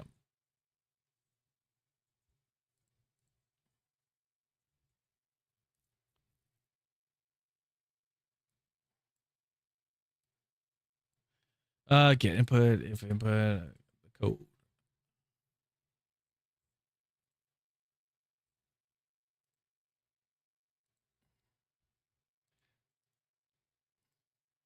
Such a long time to lay it on the line. Wow. Open wide. Open wide. It's on my mind. To take off the top. Take a look inside. It's my in a box. Not gonna get you a diamond ring. Don't be anything. Did I miss SNL skits? Not gonna get you a house on the hills. Something real. Something special, girl. It's my in a box. My box, girl. Ooh. See, I know it's enough to know that it keeps giving, and I'm just the one.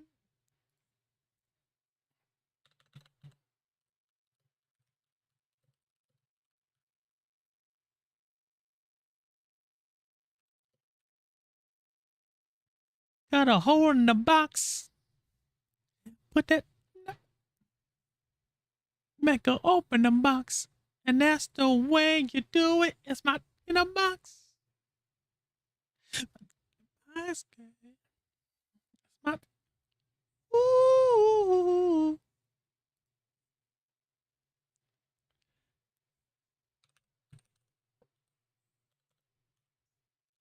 In a box.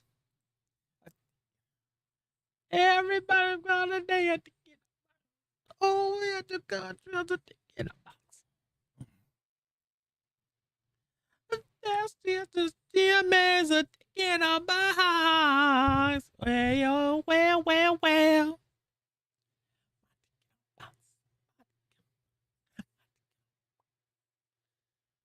Oh man. All right.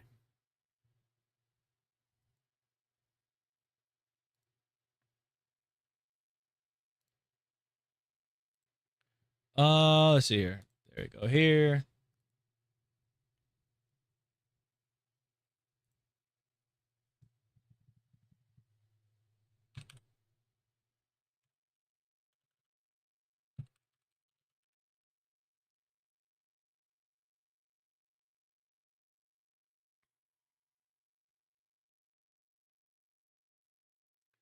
They said I won't be nothing.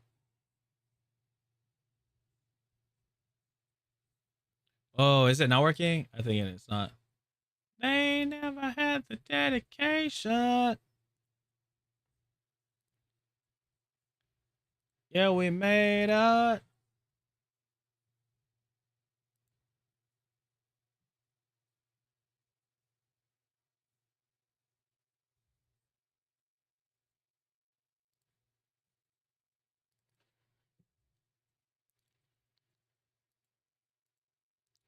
Yeah, yeah, yeah. Yeah, yeah, yeah.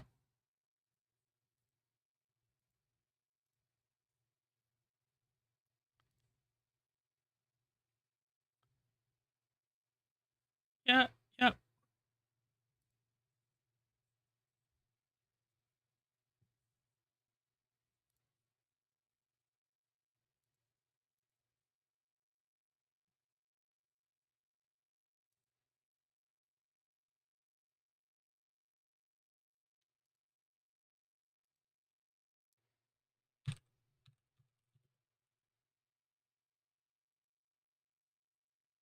They said I won't be nothing.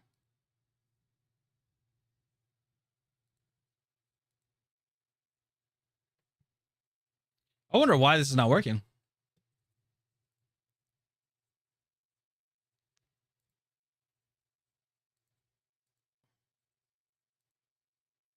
Yeah. Oh.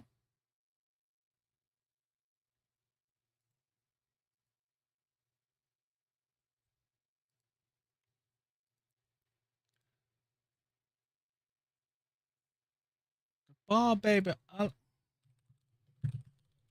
see if I do this. My life is like a ball game.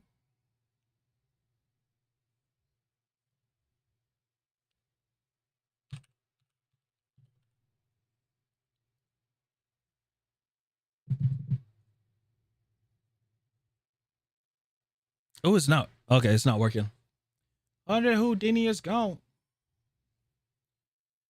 All right, let me fix something. Hold on, chat.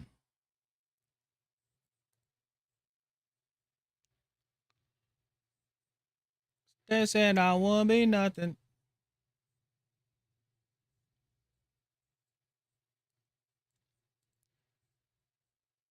They ain't never had the dedication. See.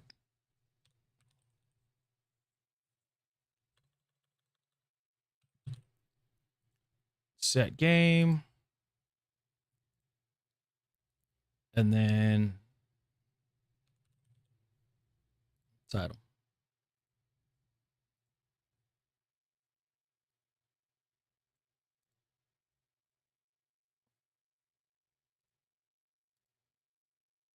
Oh, shoot.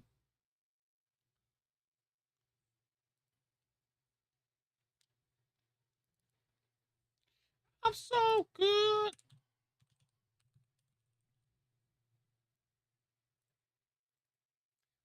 Oh, hood.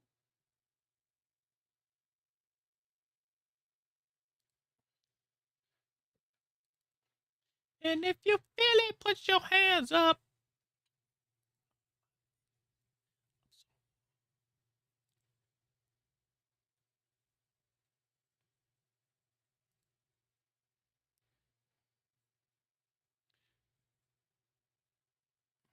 All right. Okay.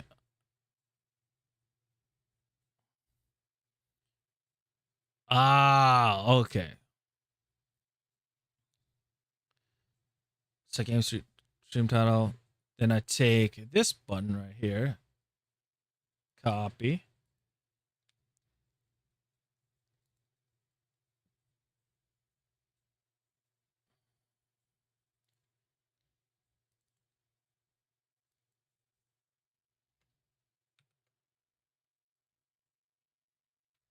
Know what I'm talking about.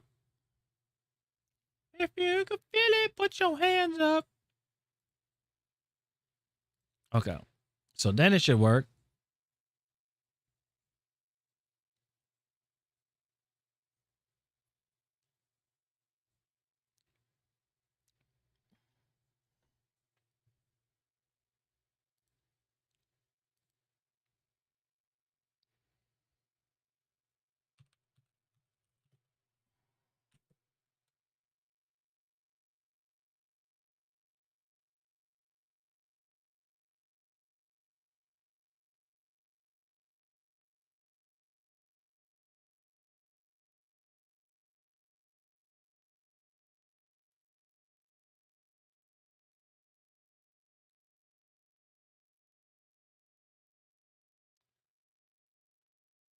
Wait, it's not working. All right, so pressing down.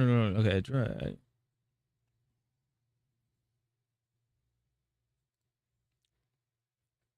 Set game.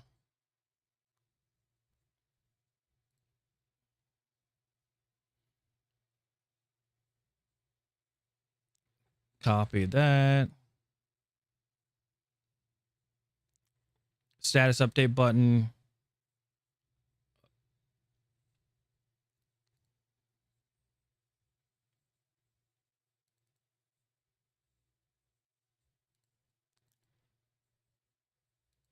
Okay.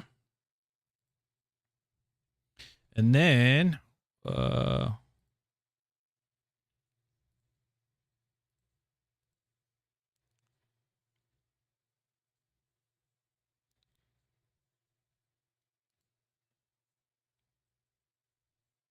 it should work, but it's not. Interesting.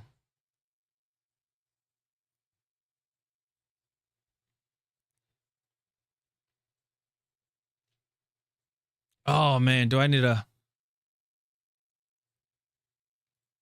Oh well. Oh well.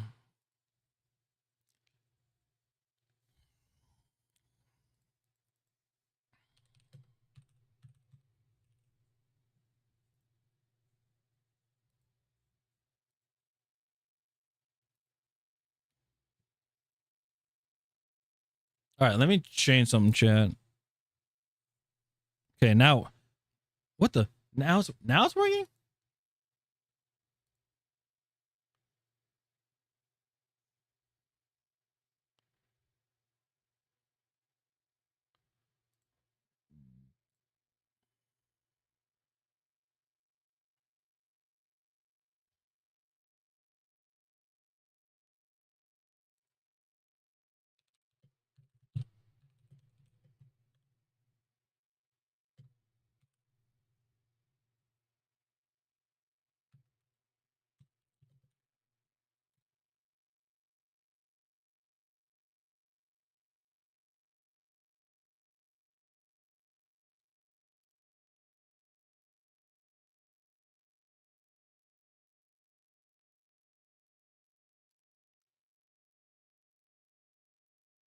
I don't even know anymore. It's just not working.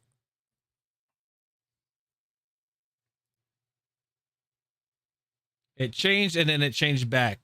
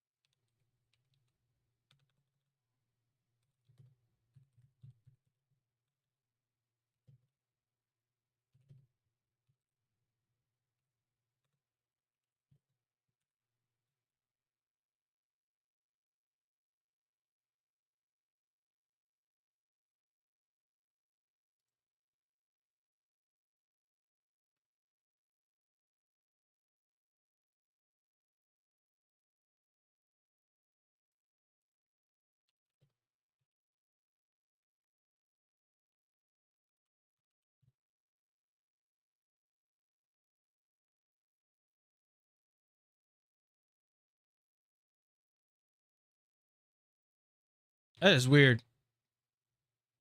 All right.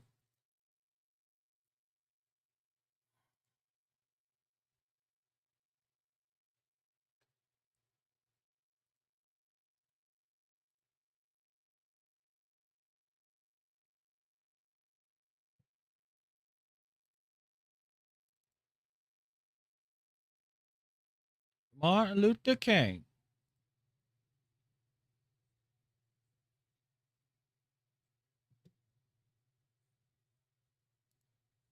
All right. I'm having a brain fart right now. All right. Let's go into Division 2.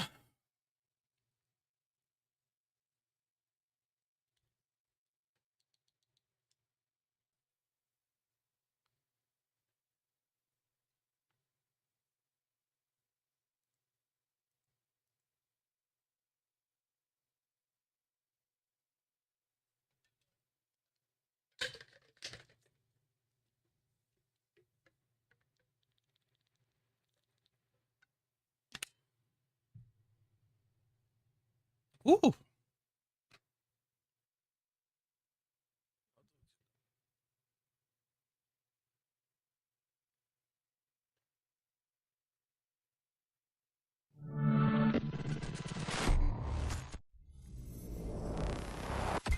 Next, you know what that is.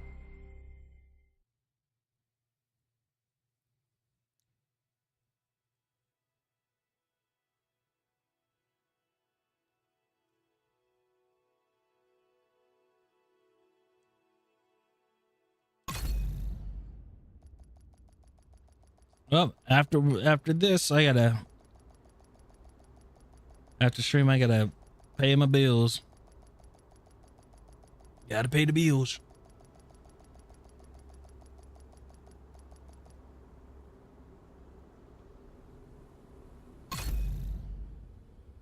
Woo.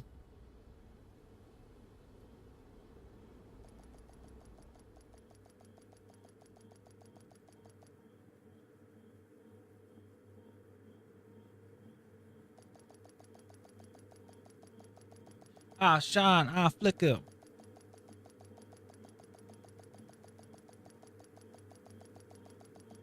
I glisten, I glare. G to the L to the O, W. Boom, boom, boom.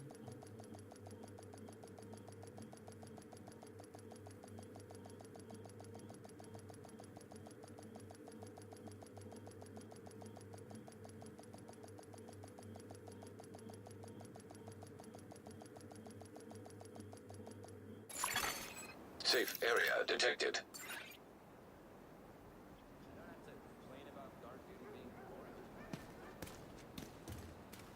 Agent, I need to debrief with Schaefer. Kelso had to go. Said it was safer for us if she's not here.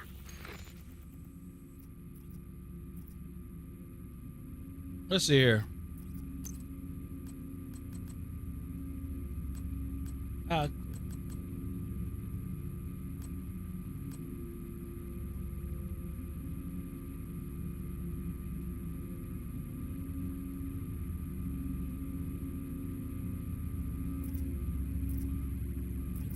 Boom, boom, boom, boom.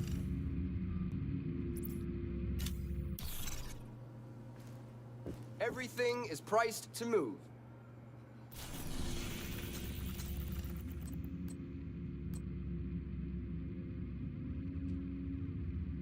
I still need to do that.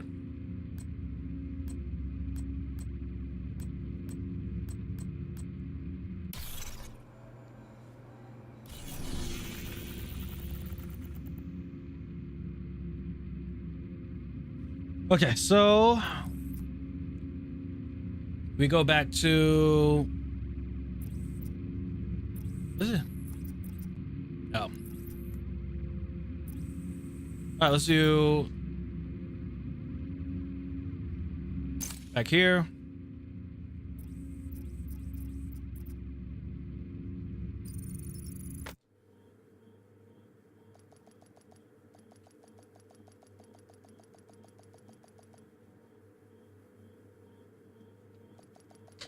All right, so we need to do the very last mission. We'll see what happens.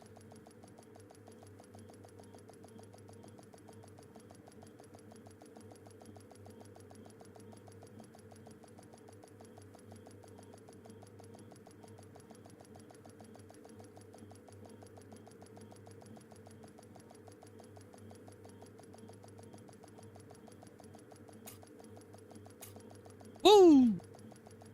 I spent a lot more time than I was supposed to on.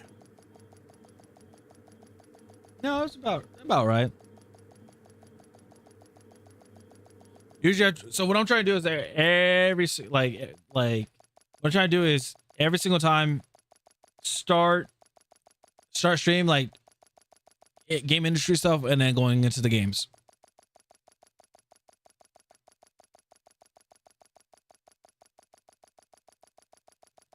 And then the summer I want to start. Agent, I want to work on a project to add to my portfolio for game design stuff. I want to learn. I really want to learn Game Maker and see how I would be able to, make some. Because I want to make another game. I really do. I want to make another game, see what it's like, how things work. Because I have been slipping.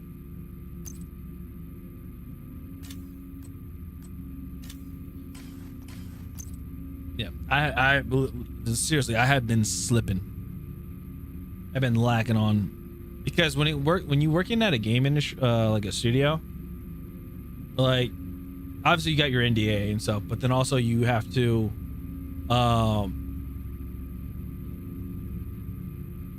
it's best to state what you do.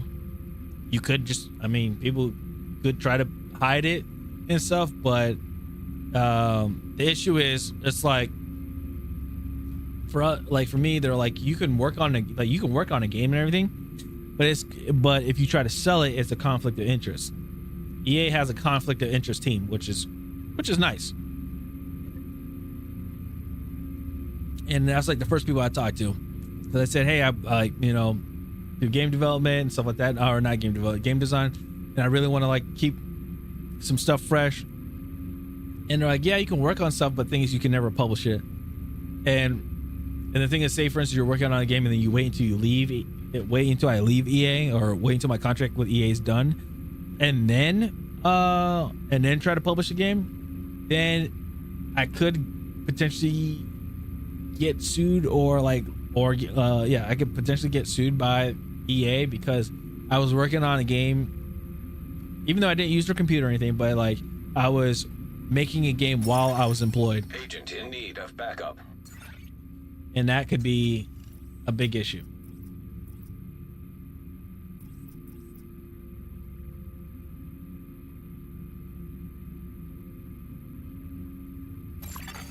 Backup request acknowledged.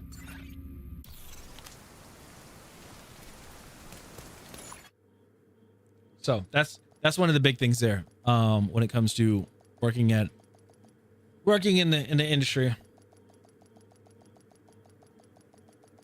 But it's okay to do, like, you could do like little side projects. It's just you cannot publicize it, or you can't commercial it to make profit. But if you were like to add something to a portfolio, totally fine. So I think that's what I'm gonna do. I want to work on some level design stuff, which would be cool. Because I've been talking to one of the senior level designers about just asking questions of like how, like, you know, the thought process of level designing, like where'd you get your, like, you know, how would somebody start out, things like that. Because I've been doing the same thing with asking about technical art. Because I need to debrief with Schaefer. 𝐾𝐲𝐶 had to go. Said it was safer for us if she's not here. Oh, okay. Well, the person asked for help, so yeah, I guess not.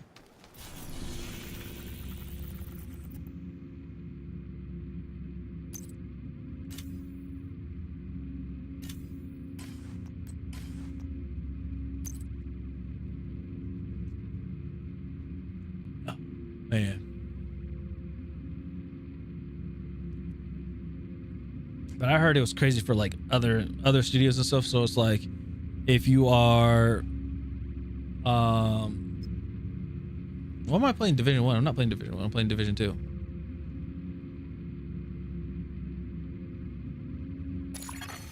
You have been promoted to group leader. Another agent is now in your group.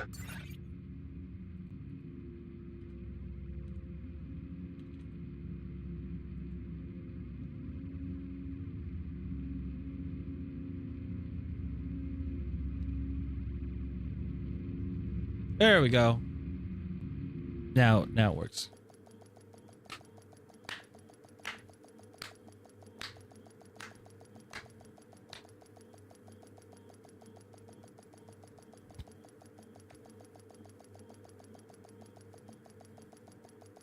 There's 44 people playing Division 1. Crazy. But technically, no, but you'll be my girlfriend, and I'll make it show. You'll be my... No competition, no other. The cleaners leader is confirmed at the army terminal. Danvers is your priority. Take out the hostiles and figure out what the hell he's been planning.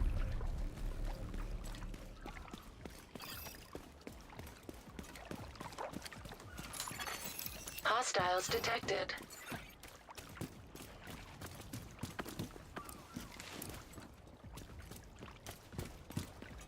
He has a hat and a cool mask. That's sick. Oh. Okay.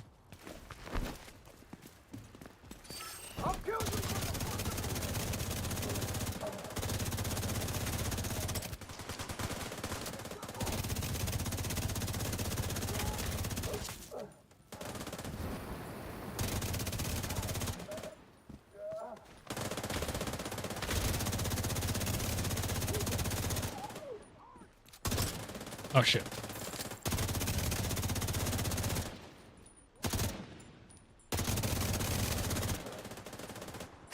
I'm playing on...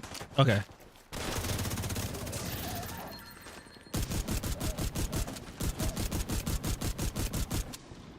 Pepper.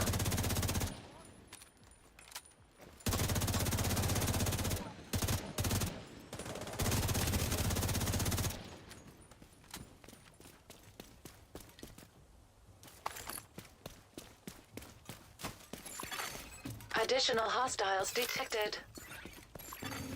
Purple flame accelerant detected. Destroy their purple flame supplies, Agent.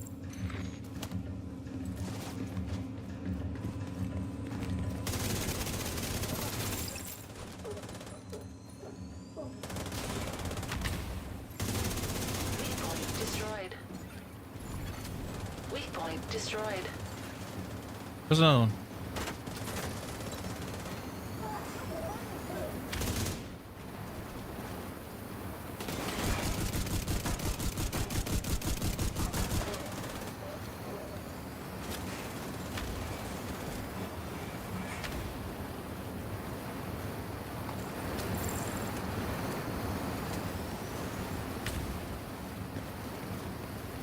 Wait. Okay. Weak point destroyed.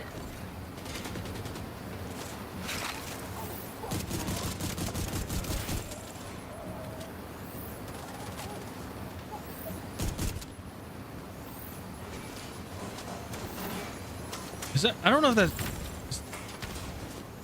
I don't know if that's a. Okay.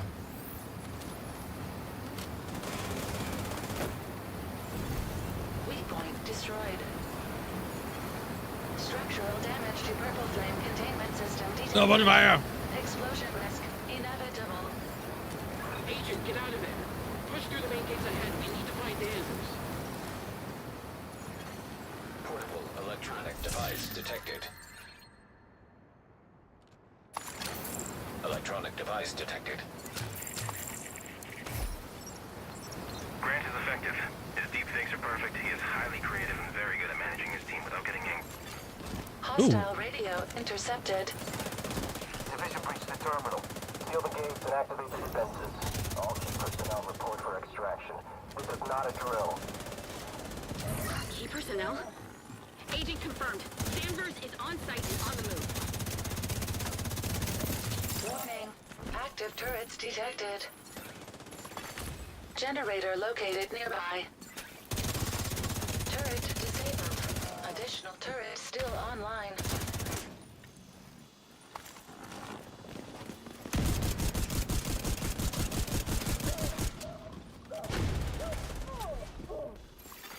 Generator located nearby. Hostile defenses disabled. Wait, what?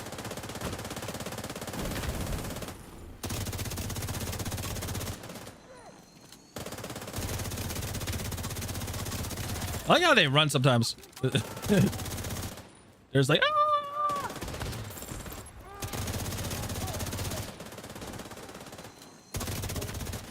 Damn.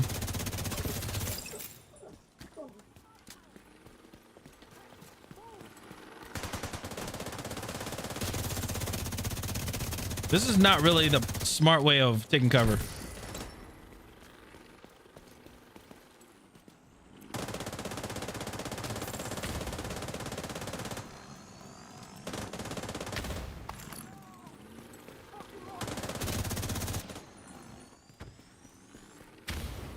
Ooh, need to be careful.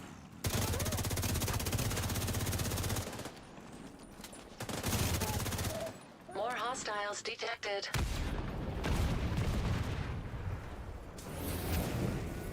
What the? Okay.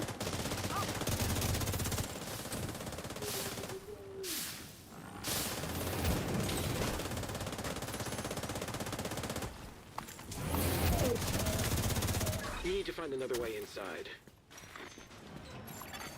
Agent, additional hostiles detected. That dude was just like, he just whoosh, whoosh. That was crazy.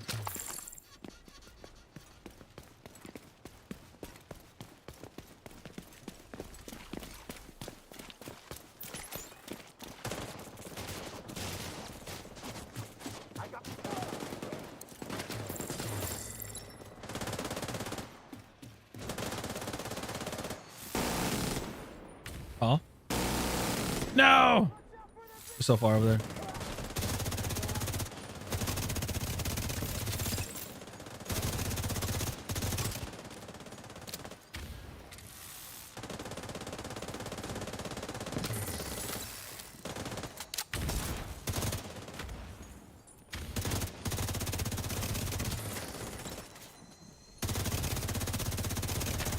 Got him. You're clear to enter and find the target. Uh-oh.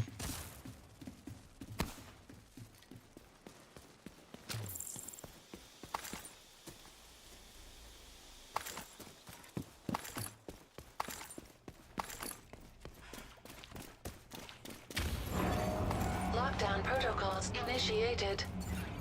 Agent, you're gonna have to find another way out. You can't go back the way you came. Compromised electrical panel detected nearby. Division on site. Take them out. We're getting ready to deploy. What the hell are they doing here? They're taking orders from Danvers. That explains Violet. This is not good. Oh. Oh, I can't see everything went dark.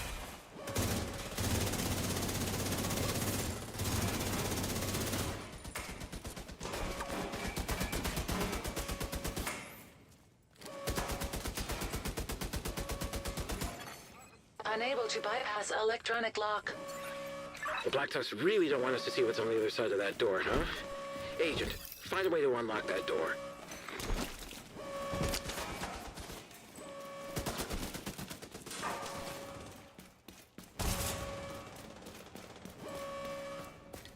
Anything over here?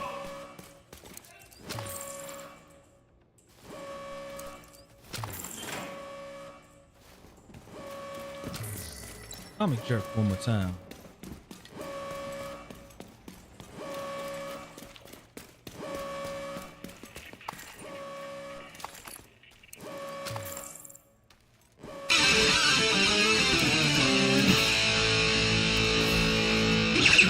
Sarah is driven, vindictive, and Access panel available nearby.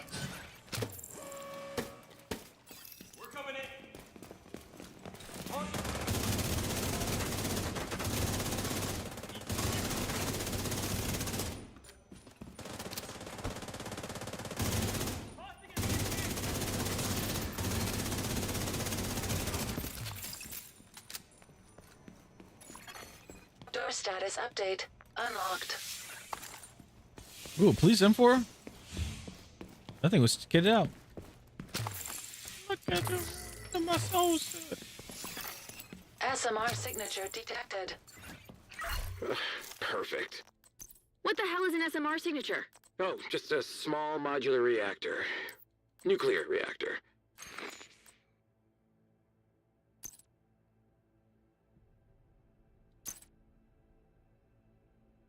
Pressure point amplifies weapon damage. Oh, okay.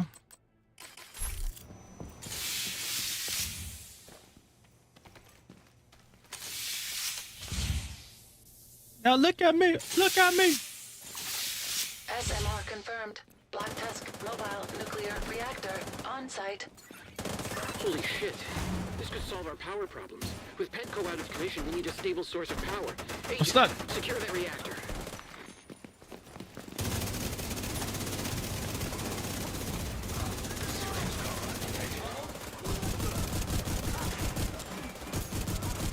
Heard Danvers. Take out the hostile. We can't let them derail the op. Status update. Reactor unstable. They overloaded the core now parking. Agent, you need to stabilize the grid to save the reactor. Agent down. I couldn't get up, or I couldn't move. Vital signs critical. Agent killed.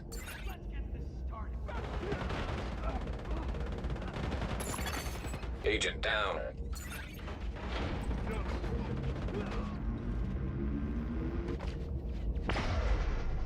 That was crap.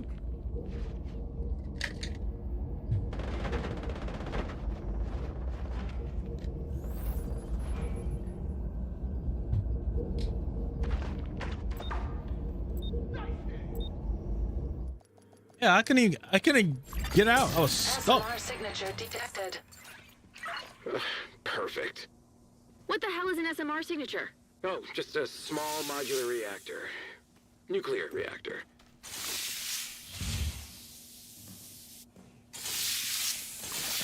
SMR confirmed.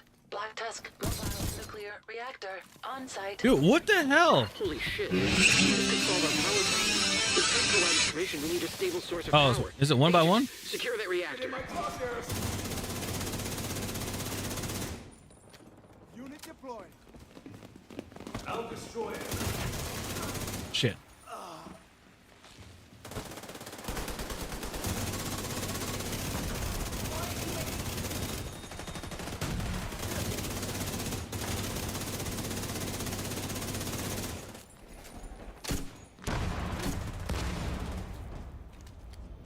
You heard Danvers. Take out the hostile. We can't let them derail the op.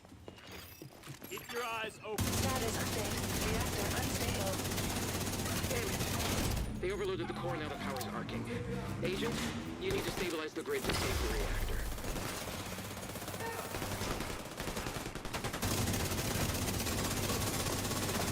I'ma take your money.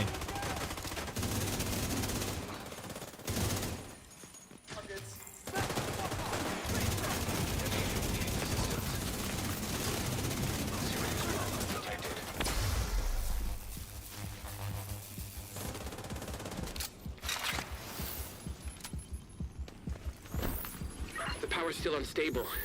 There must be another short somewhere. Keep looking, Agent. We locked them in.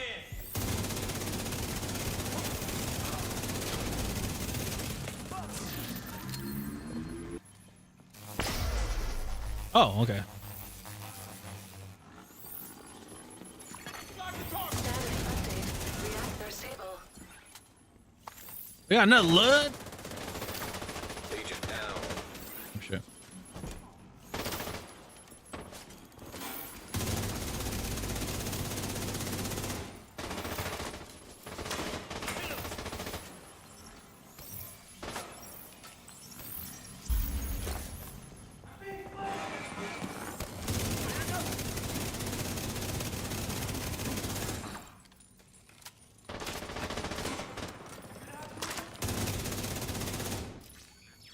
Yeah, heal him.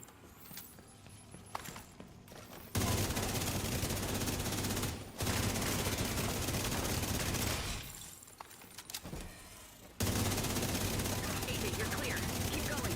We need to find Danvers and figure out what the hell the Black Tusk are up to. Whatever it is, it's gonna be big.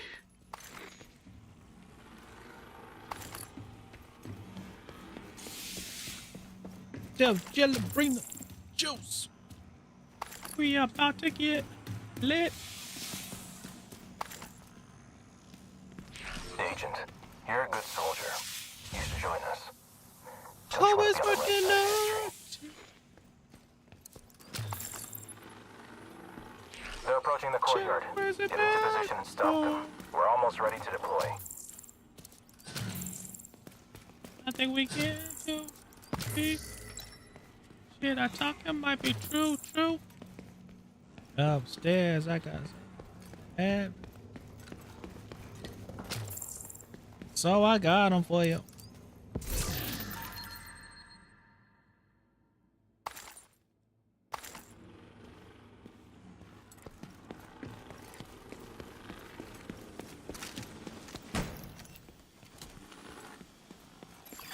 On the right. Hostiles detected.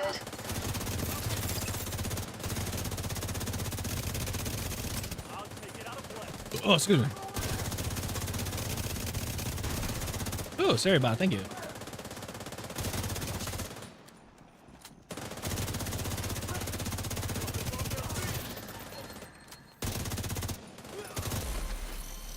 Got plenty to shoot at. Watch it, damn it.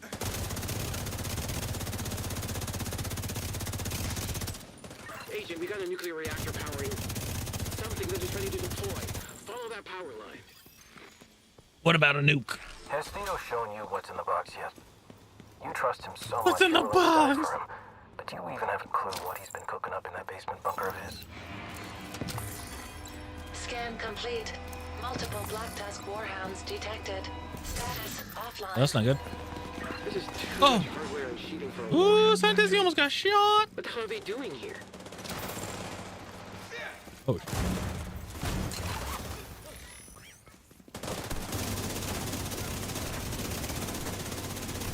Need assistance.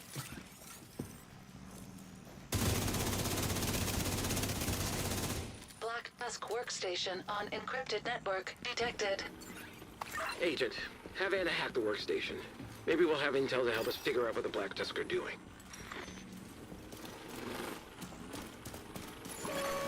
Download initiated. Wait. Hostiles incoming.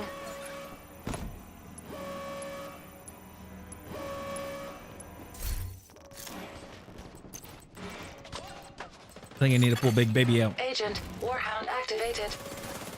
I can't see. Why does everything go dark?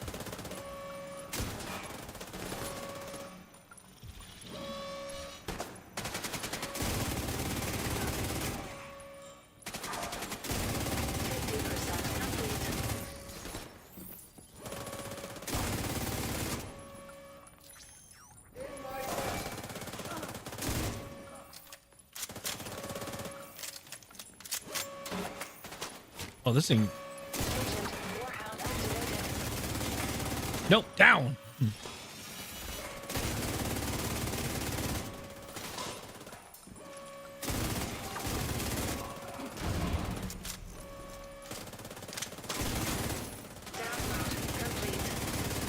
Agent, disable any remaining workstations. The Black Tusk will love that. Here we go!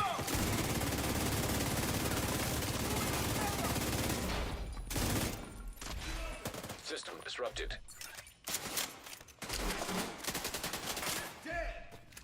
They... System I'll hold this area.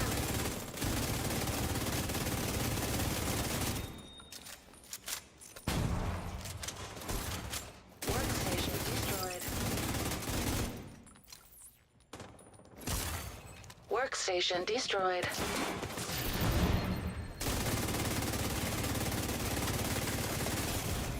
Workstation destroyed. Workstation destroyed.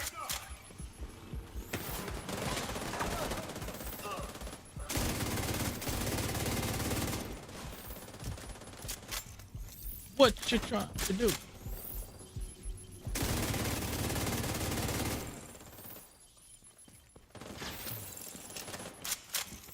I've analyzed the intel you recovered. Not only are the Black Tusk developing new equipment here with the Purple Flame, but they're shipping most of it out of state. There's another file here that's still encrypted. Running a program now to figure out what they're hiding. Hold the work. This is the Alright. last transpo. Ooh. Nothing. Nothing. Hostiles detected. I mean, it's not nothing. It's something, but you know what I mean.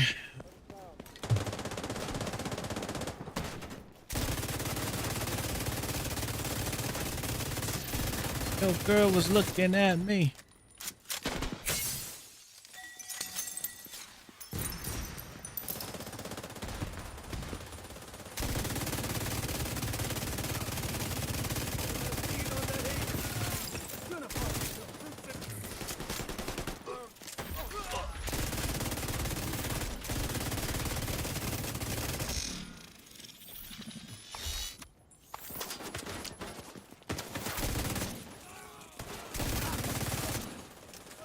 Try to hit him with a giddy up.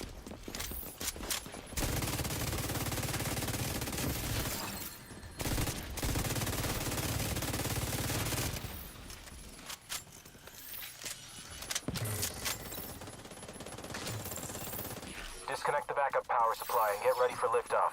Grant, get on that helo with the scientists. Agent, get to the roof. All right.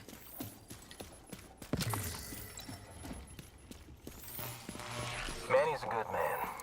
I think you've been surrounded by good people for so long, you've forgotten what a snake looks like.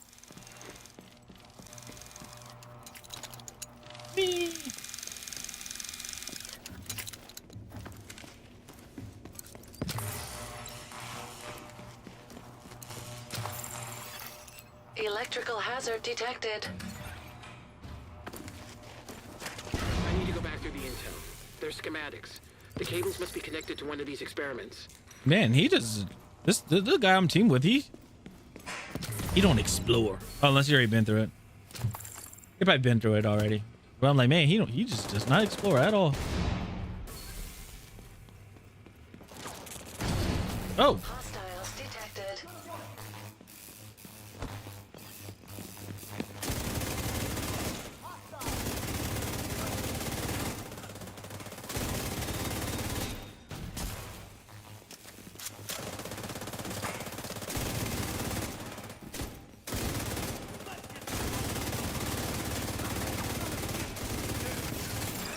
We ready for liftoff?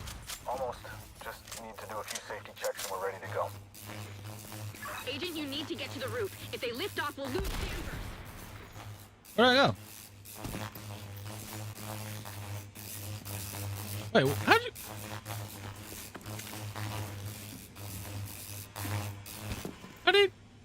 How'd he get over there? What's this? No, I don't even want to do it.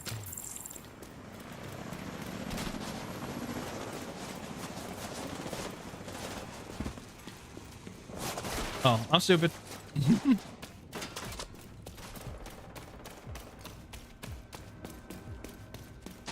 was like, how did he get over there?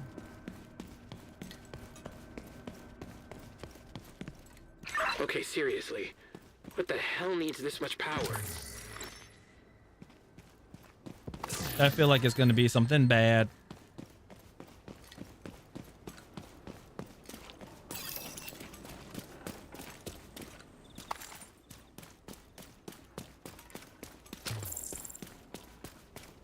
It's going to be like a jet.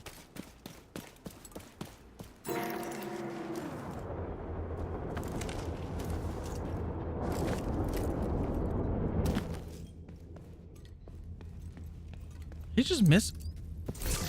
I think it's on purpose. I think he's missing all this stuff on purpose. Has to be.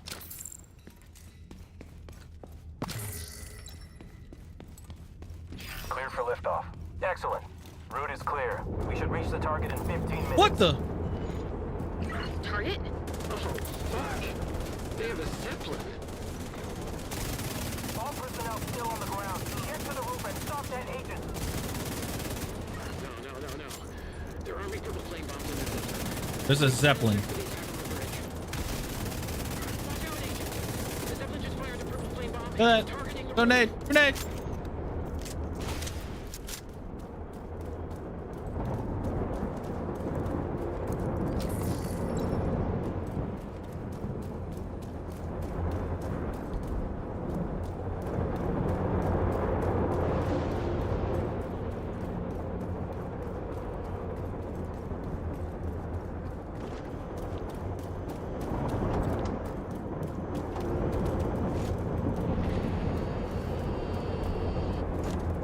Oh my goodness.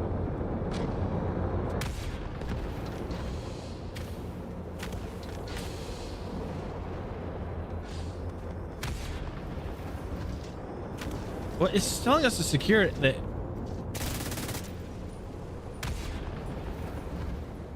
Oh my God, look at all the drones. Drone detected.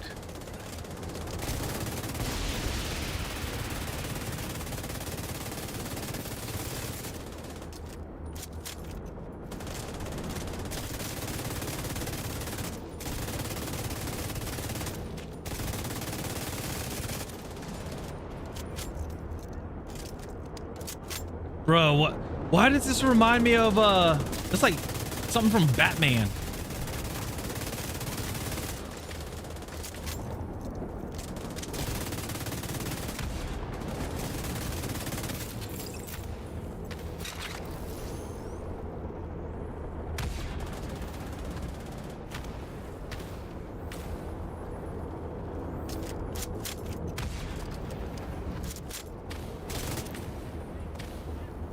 Oh, I'm on fire. I'm on fire.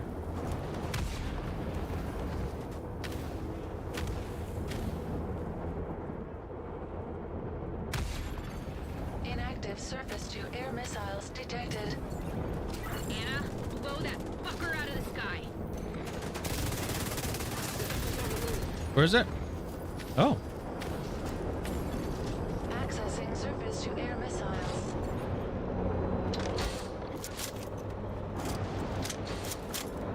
What do you have to do? Just survive? Laser marauder detected. Destroy the marauder.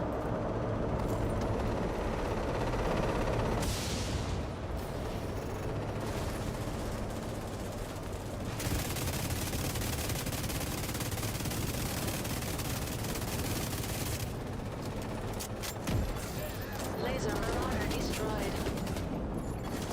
25% complete. Terminal offline. Shit. Agent, re-engage the hack.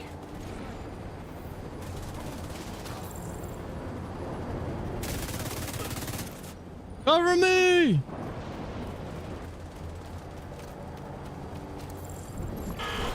Sam coming online.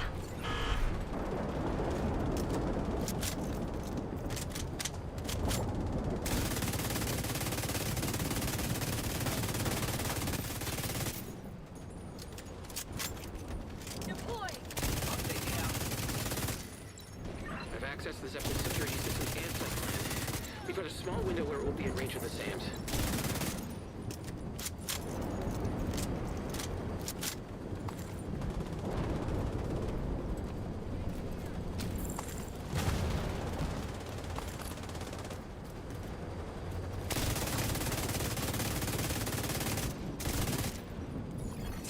Terminal offline.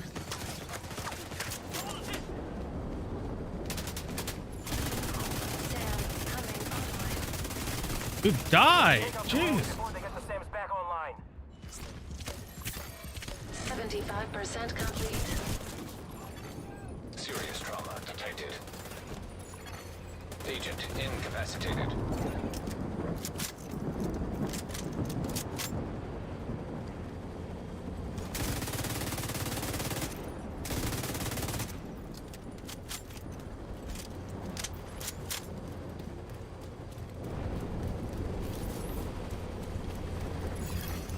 Sam online.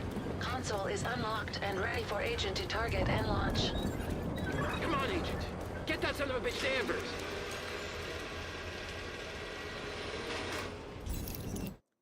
Oh? You're fired.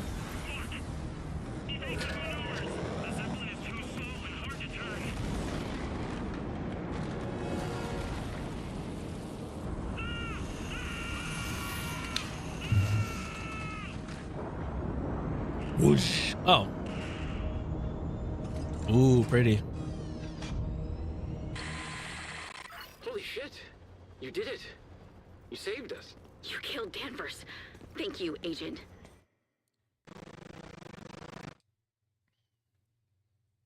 Oops. Where no one's gonna miss a box or two. Lucky us. The other thing? No way. Now we'll be disappointed. Oh, there's nothing I can do. There's only one key to the vault where they keep the 𝐈𝐻𝑡 printer. And that key is on a chain around Theo's neck. Only person who might be able to get it is Moral. Can you recruit her? No. She loves him too much to betray him. We just have to be patient. Last time we went out of town, he gave the key to Candle. Much easier to get the key off the dock than an agent. Well, let's give him a reason to get out of town. That fucker can burn in hell. Wow. Intel detected on laptop.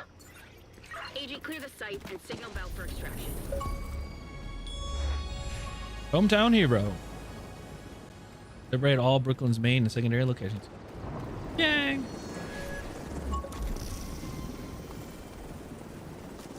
Heck yeah.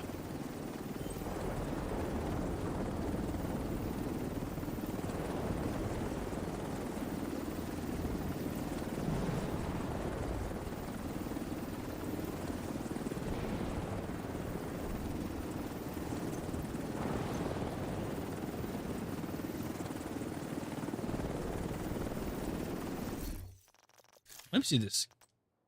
Inspect. Okay, so he has a mini. He has a minigun. Yeah, minigun.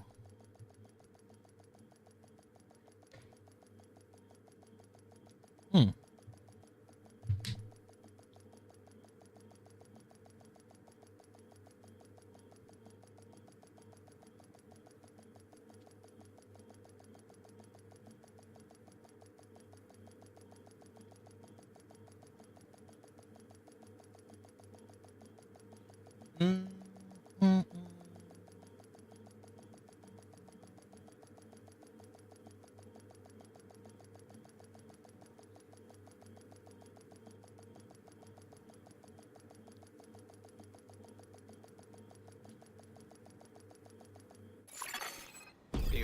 of the group. Meet Theo at the Safe bridge. area Hold on. detected.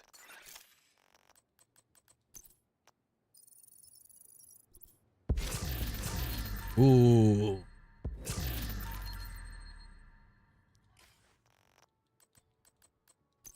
That holster is okay. So we got swap speed, weapon damage.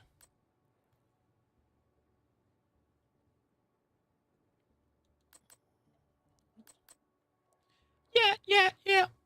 Shotgun damage, total armor, armor on kill.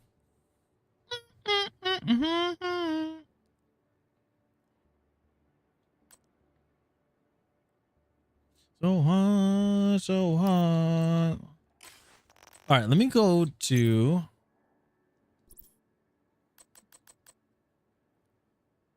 Let's see here. Let's do crit chance. Critical chance. Oh yeah, those. Yeah, that's not good, and that's not good.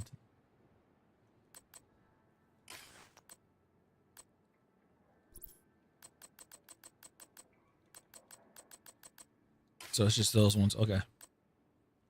Got mending, ensnare, difference, burn resistance, blind deaf, blind deaf resistance, protection. I wish I could get big. I want more protection from elites. That's what I wish I need. Yeah, heal and duration. Nice.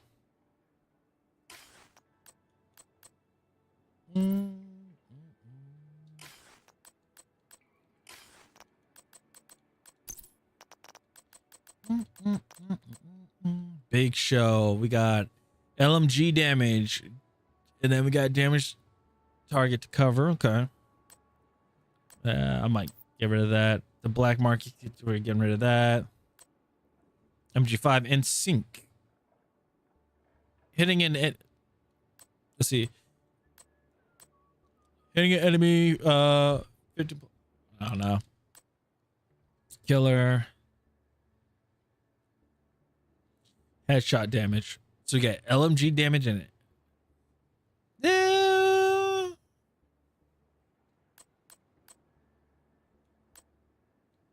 No, my Rusty does way better. My Rusty's better. Black Market AK, the FAMAS.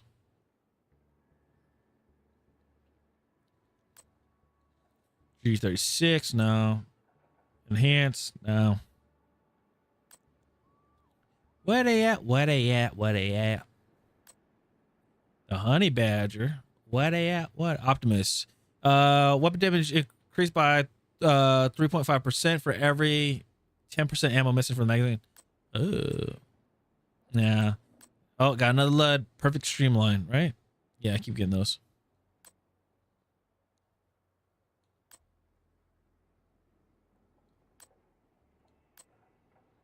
$15 health. Oh. Yeah, this is the magazine size. Oh, wait, no. Let's see this one.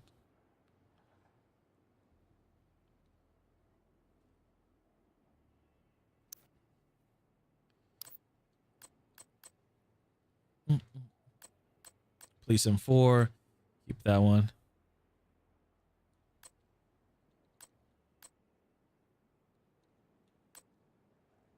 Wait, why is this one? That's why.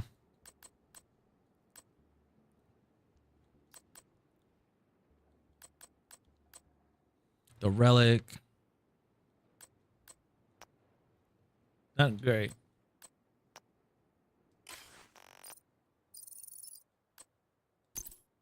Did I have anything here?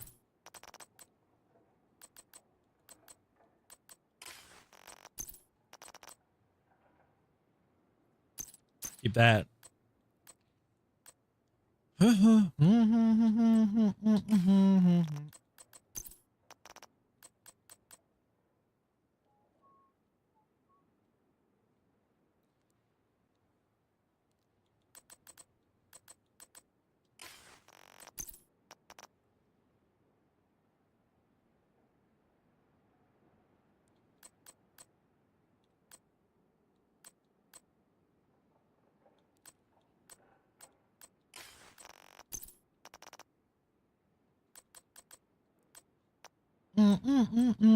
Okay, so I got none. Break all these down.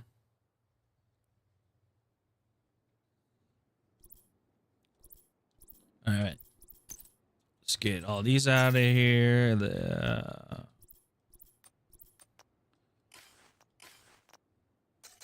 All right. Ooh, claim.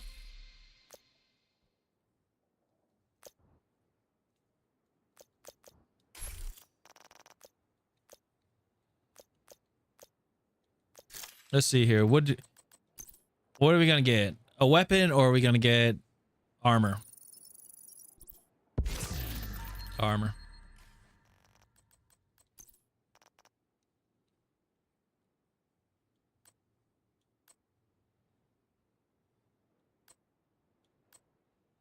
Health. Ooh.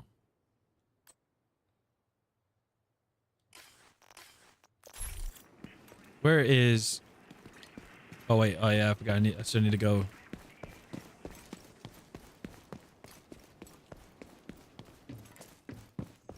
Still need to go in here. I forgot.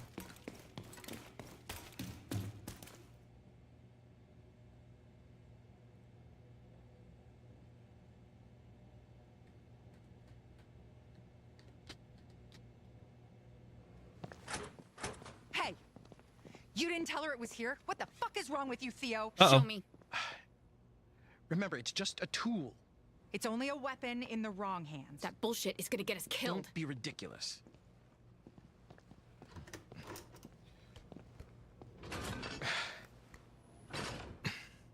Why does he have a tripod?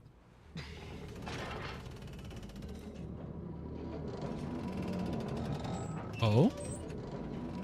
See? Nothing to be afraid of. You used this to make the Eclipse virus. No, we don't do anything like that anymore. For now. We only use the printer for vaccines, meds, and research, or I'm out. The Eclipse was research. Not my research. We need this printer. With Sierra and the clinic gone, I need this printer. But the printer puts a target on our backs. No, it doesn't. And even if it did, there's always going to be a target, so the printer makes us a slightly larger target. It's worth the risk. But they came for the printer. Look, you left that key around my neck, and you never thought to tell me what it was protecting? You know what, Theo? Fuck you. Ooh. You put me and my family in danger again, and for what? You know what? Maybe you should stop pissing in Cal's eye, and he'll stop trying to stand on your fucking neck. Ah, should be okay. She has a point.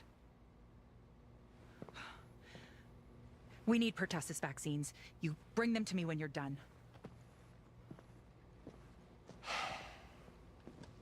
Hoskins will get over it. She has to. We can't let the Black Tusk get their hands on the printer. They already have the bioreactor. I mean, what does she expect me to do? Hand this over to Manny at the White House? That is insane. No. With Candle here and the good she can do with it, this is the best place for the printer. Look at me with my glowing mask. I'm just like...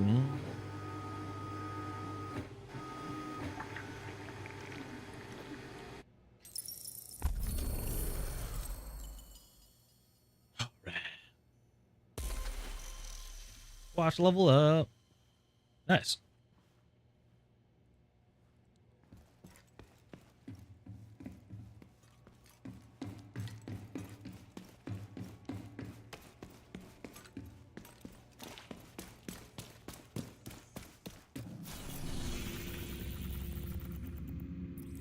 All right, so I finished everything here. Let's go back to DC.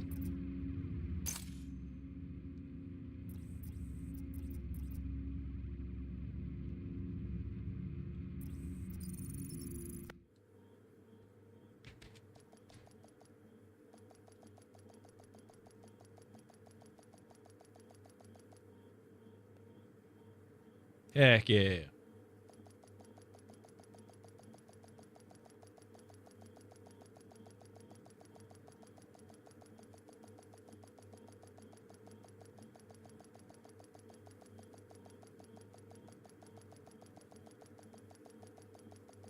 Hold on, what is this?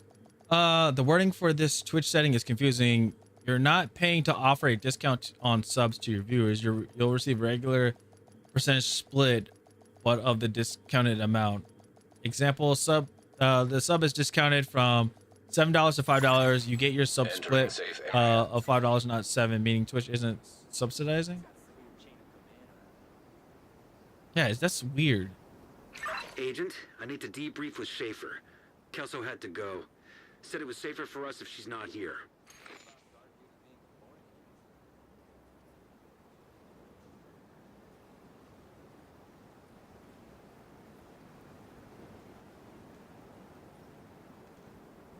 All right.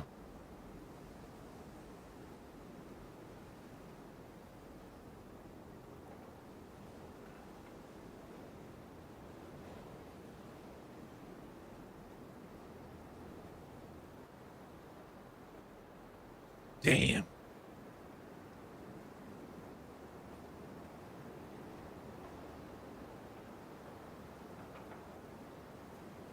All right.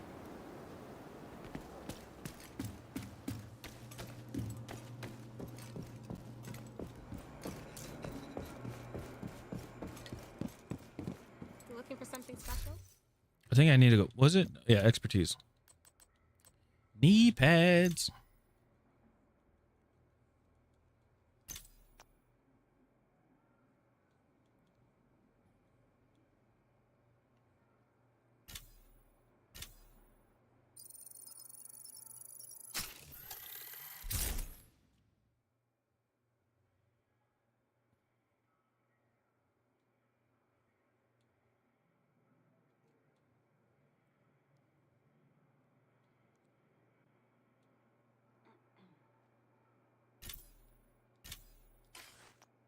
Oh, I don't know.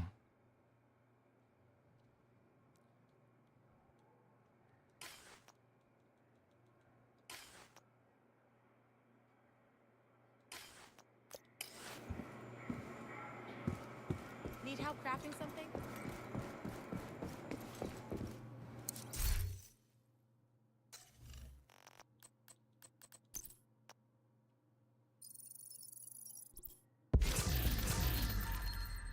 Nope, nothing great.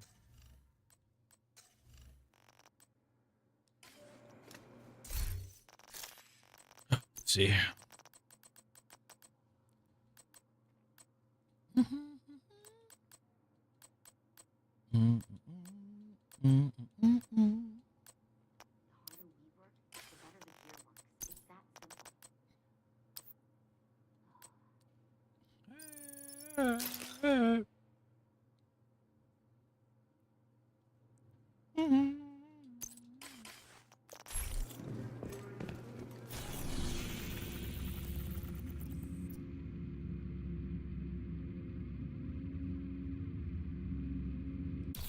Okay, I think it's... I go here and then I change directive to heroic. Select, back, confirm settings, apply changes. Changing global settings in. Okay. So what we're trying to do now, since we're done with the Brooklyn one, now what we're trying to do is we're trying to get... Oh, what's this? Unseen found footage. Oh, all right, saw that one. Okay. So what we're trying to do is we're trying to find... Oh, that's cool. We're trying to find the... Or... We're trying to find a call so we can go and do...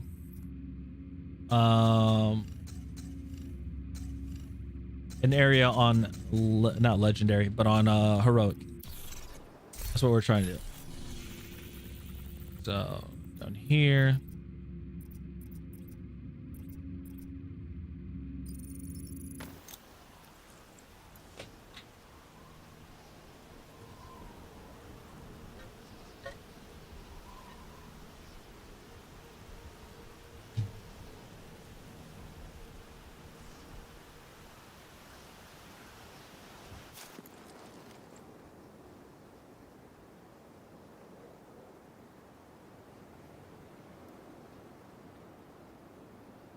Whew.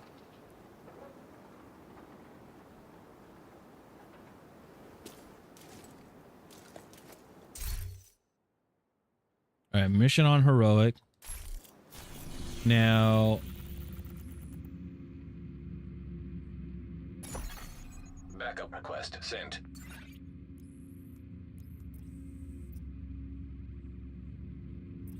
I think that's how that works.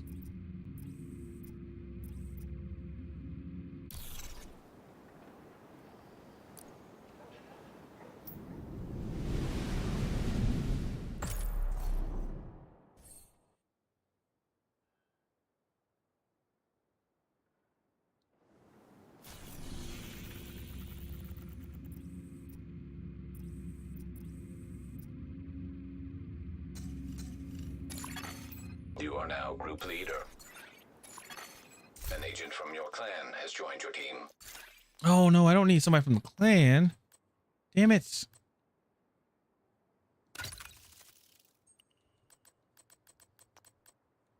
Maybe it'll work still. I don't know.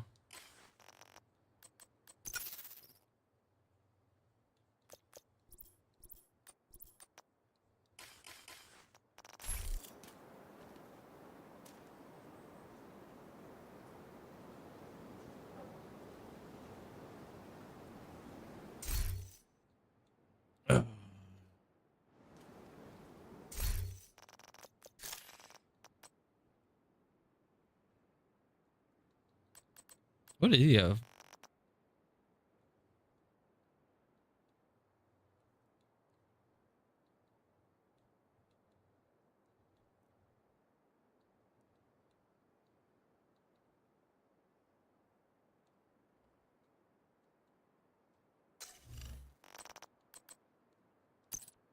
Oh, he has Conqueror. Okay.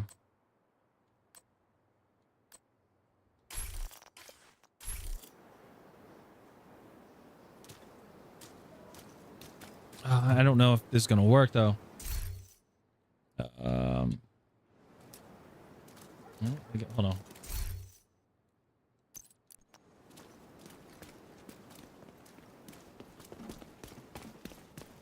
We need you to secure the memorial and remove the True Sons' forces. If they maintain this outpost, the True Sons will be a direct threat to the campus. Yeah, I'm not sure if it's gonna work.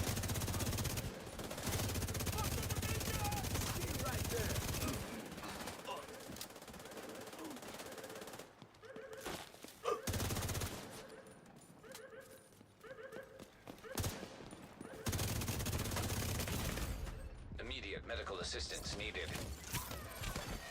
Agent out of action.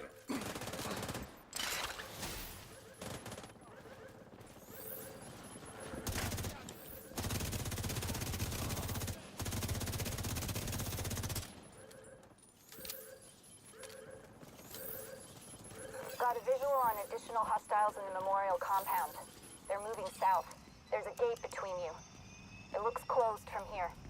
Agent, you'll need to find a way to open that gate.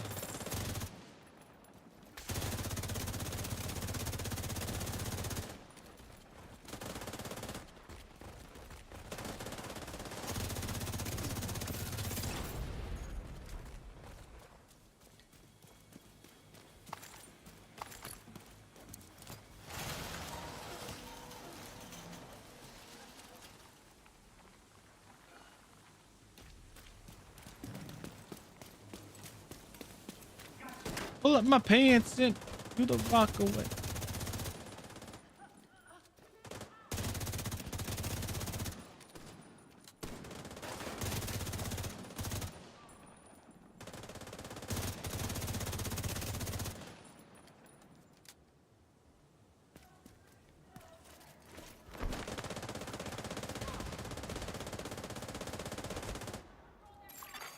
Another agent has joined your group.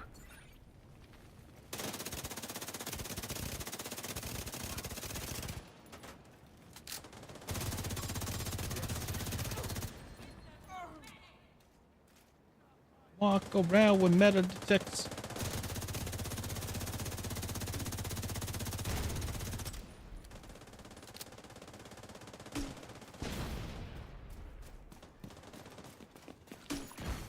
Another agent is now in your group. Agent down. All clear. I repeat, the compound is all clear. No, that can't be all of them. Check the interior while I get Henry's people to maintain the perimeter.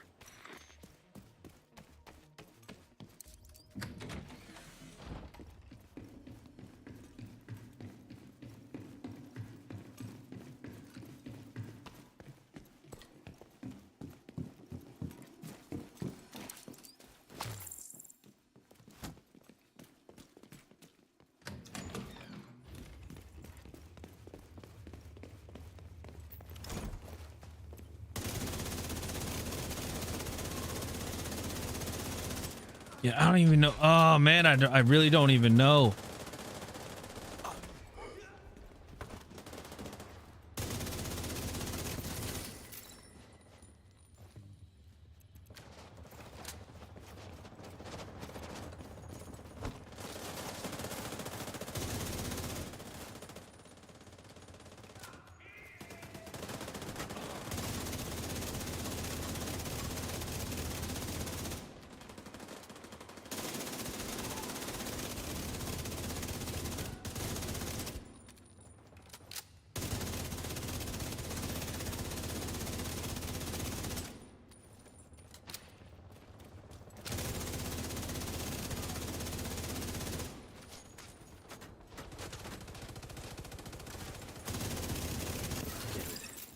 Truce hasn't turned the memorial into a base.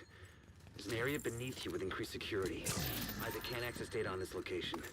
Stay alert. I don't know what you're walking into. Shotgun.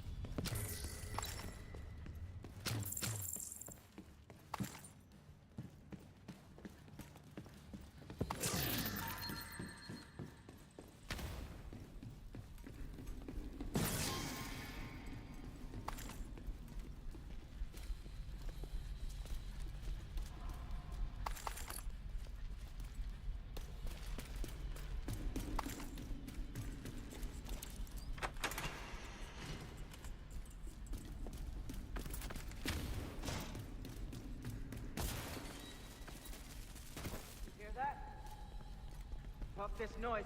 I'm not dying to help with the ammo count. DC-62 detected. Heads up. Isaac just ID'd those shells as chemical weapons. Can't afford to let the True Sons escape with those. You gotta find a way to close up that tunnel.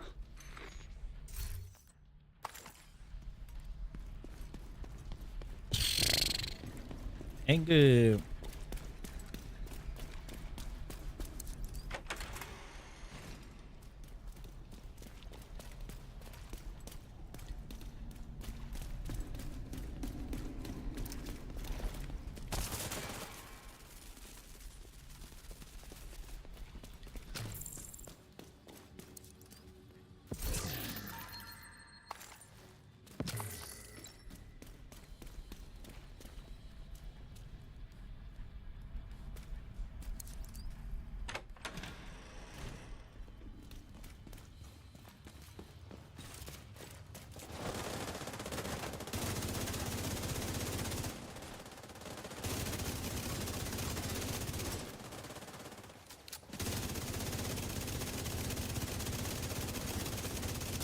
Jeez.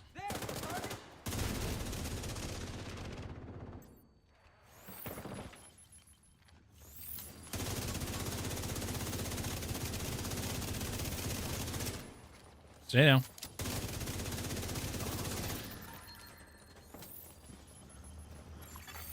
An agent needs assistance.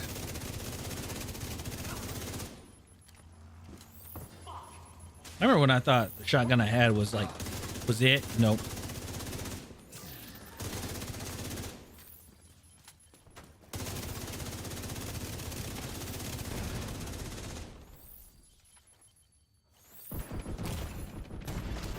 Serious trauma detected.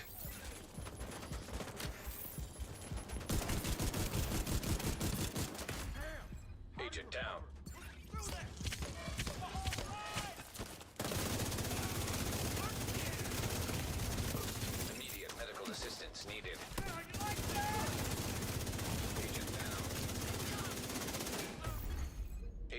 signs 0.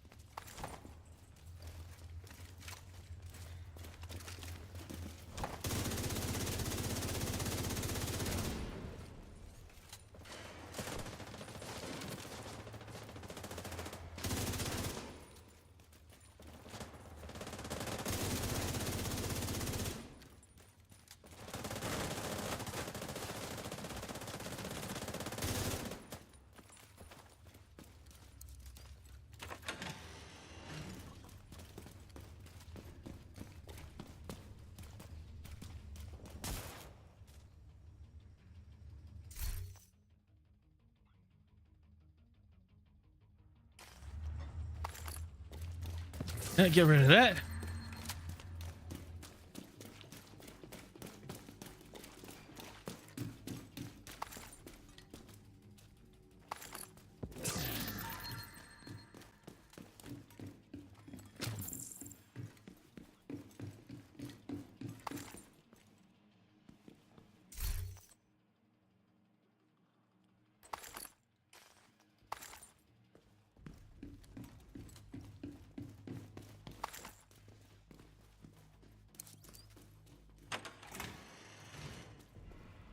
According to the schematics Isaac pulled upstairs, we can lock that tunnel door from their control center. That should keep them from being able to transport those boarders loaded.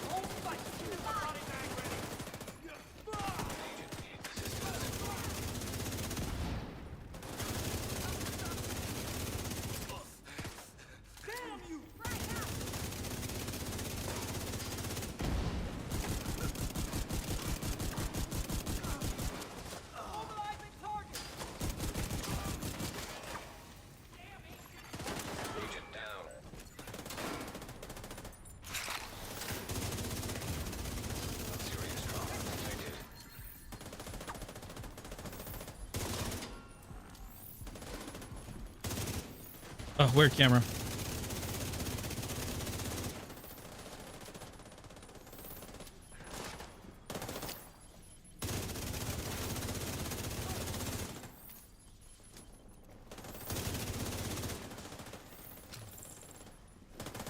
Grenade.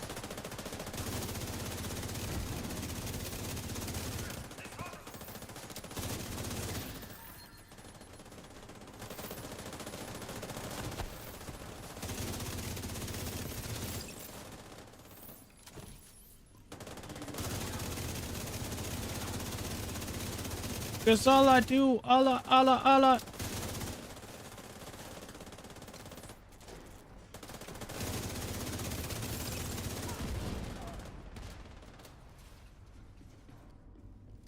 Nope, don't need that.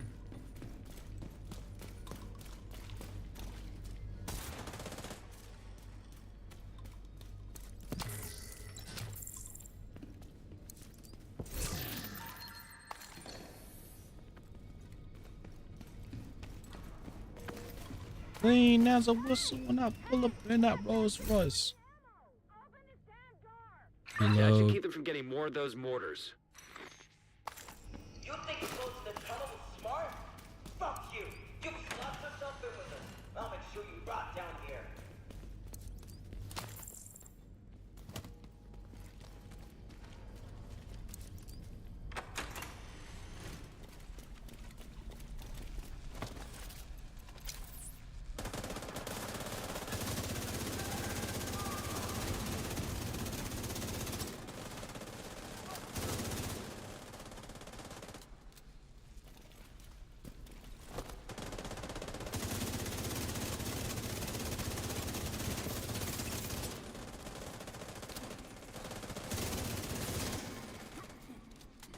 Next.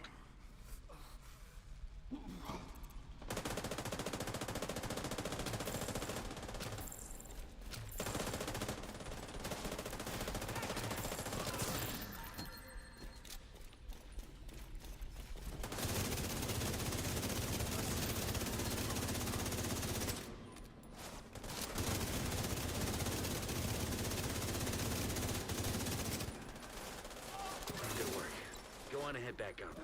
The team from the campus has taken position inside the memorial.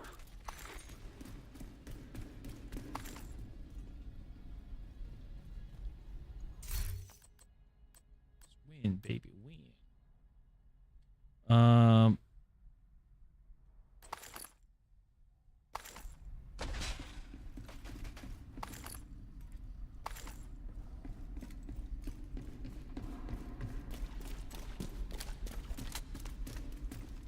If you hadn't stopped them, I know they would have used those weapons I on think us, the and we would have ended up like Castle. I gotta see how this Shepherd rank thing works. Thank you.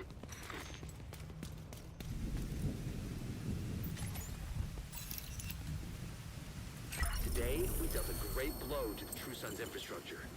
We confiscated a massive cache of chemical weapons and eliminated their stronghold near the campus. You should be proud. Let's see Saved here. a lot of lives today.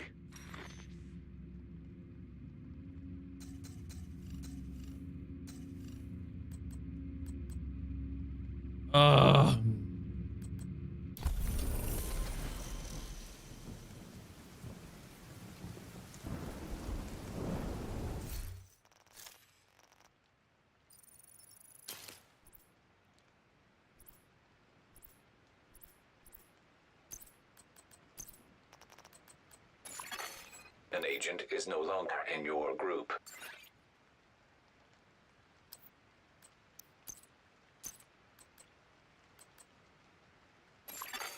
An agent has left your group.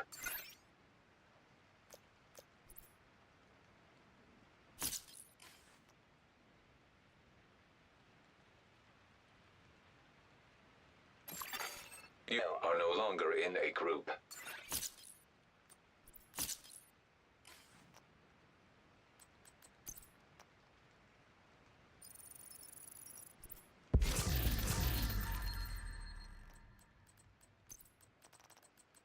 All right.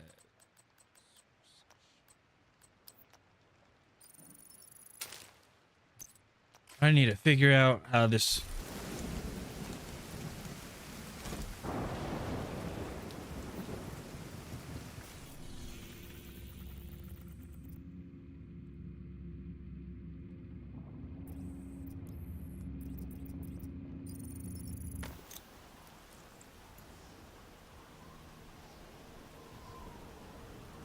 Right, give me 1 second.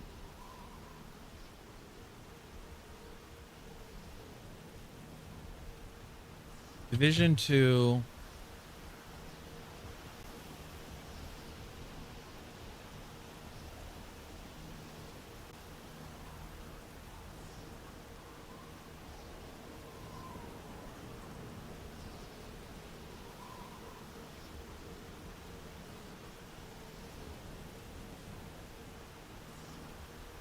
So that's simply what's going on.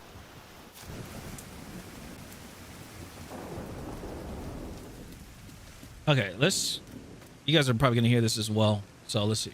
Guys, there is a project. Now, what you want to do is go to your menu, go look at projects. There is one called a Game Pass event, a Game Pass project. Now, this is something that I believe you're only supposed to do this once, and then it goes on a 2-week cooldown. But for some reason, we are able to do this multiple times. And you get 10 exotic components, you get a large amount of XP, and you get reconstructed caches. These reconstructed caches give you blueprints. You normally only get those from playing Descent. So you get named items, stuff that you can't even get in the open world. I mean, I got some crazy stuff and some really good blueprints I've never gotten before. But the great thing about this is you need to go through the Shepherd rank system to get this done. So there is a wave of new recruits being sent into the field. Go provide support while they can, while they get acquainted. The amount of automatic endorsements that you receive when answering other agents' calls for backup or matchmaking has been tripled. So we have got a 3 XP event for Shepherd's rank, and that's how you're going to be able to get this. The objective of this Game Pass event is to get 1 Shepherd rank, which you can do every single time you do a run of Lincoln Memorial or anything you want to do. But I'll show you guys a trick on how to do it quicker. So if we take a look currently on the events timeline, this is a great time to do it. So for the next 5 days, we have got the Shepherd XP event 3 times. I have used 9 levels. So I do believe that this is only supposed to be done once every 2 weeks. But for some reason, I'm getting the exotic components, the reconstructed cache, and the XP. It's half of what it actually, the first time you get it is. You get 2 reconstructed caches, and you also get 1.4 million. But when you do it for a second time, or you do it after the first time, you're going to get around 700k and 1 reconstructed cache, but you also get 10 exotic components. Sometimes I actually go up by 2 ranks, or I get 2 times the Game Pass event. So the Shepherd's rank system is quite simple. Let me showcase it to you guys right now. So if you go into your menu, you want to go to SHD, the Shepherd status. Open on call status, make sure it's on all. Now, this is not really going to work with clan mates or people who are on your friends list. So what happens is you would call for backup if you want help. When people answer the call, they would get the Shepherd ranks. Now, what you want to do is when you're running in the open world, you see on the bottom left of your screen, it'll say someone's calling for backup. Do you want to answer it? When you answer the call, you want to check and make sure it says active here when you join their session. Once you join their session and it says active, you should get the endorsements. It's automatic, but the player can also give you manual endorsements. That's what we've seen. It is sometimes buggy and sometimes you get a jump in levels, but you guys need to do this now because it's 3 times XP. And I don't know if the Game Pass event is supposed to be repeatable, because it says cooldown 1 week, 5 days, and 12 hours. Maybe it is intended because mine has actually disappeared since I got to Shepherd rank 10. If you guys have a look, my project is nowhere to be seen. It's now been completed. So maybe that's just what they wanted. I have no idea. But jump in and do it. So when do you get the assault rifle? Now the assault rifle is obtainable. Well, I got it when I go to Lincoln. When he starts it, you click this. You should be able to join immediately or at any time. Just click this button. Sometimes it takes a while. When you join the session, make sure you check that it's got active here. Then you just play. You get endorsed. Normally it's automatically. They could probably also endorse you. Maybe that's why I get 2 times the amount. Then you will get up to rank 8 and then you'll be able to get this weapon. So that's simply how it works, guys. So once you get the weapon, I'm sure you will really like how this works. So direct comparison after I've done some testing, I put on a specialization that doesn't give me kind of like RPM boosts. I have just compared it with the Lexington. Is it better? I wouldn't say so. In some situations, absolutely it can be, but that's just simply because of the differences in the accuracy and stability. As you can see, the Caretaker, worse reload. If you have a look. Well,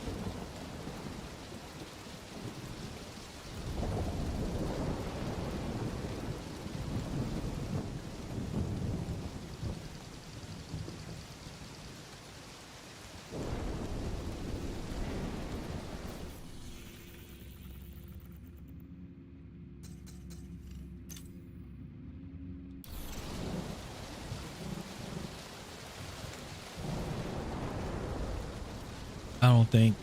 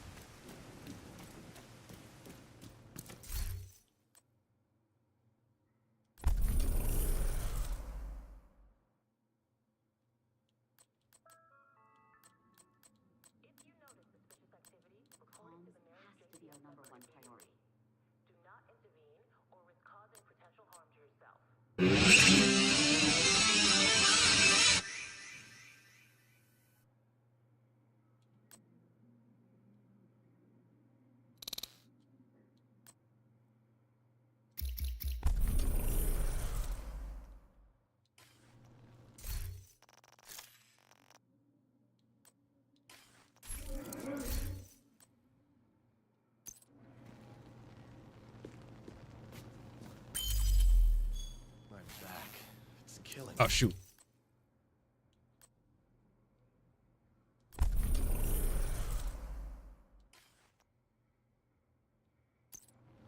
That's the one I wanted to do. Oops.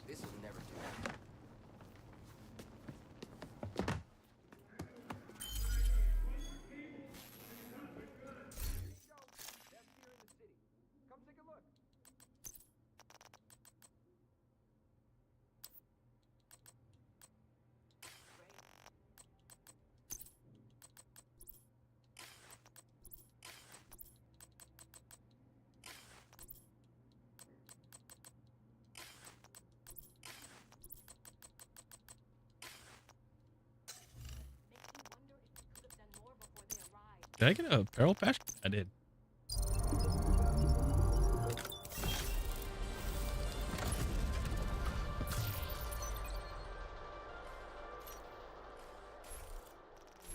All right, chat. All right, that's gonna be it for me for tonight. I gotta get ready for the work tomorrow.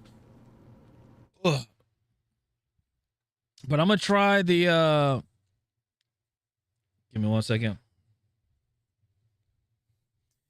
I'm trying to figure out this whole thing with try to get these shepherd points or shepherd ranks, because I need to do that. I need to get that done. So I appreciate everybody. Thank you guys so much for hanging out. And YouTube, you guys have been awesome as well. I appreciate you guys. Thank you guys so much for everything. Thanks for hanging out. Let me see if we got anybody to raid. All right. Do not. I don't think so. So, actually, we do. We got Bizzle, Copy.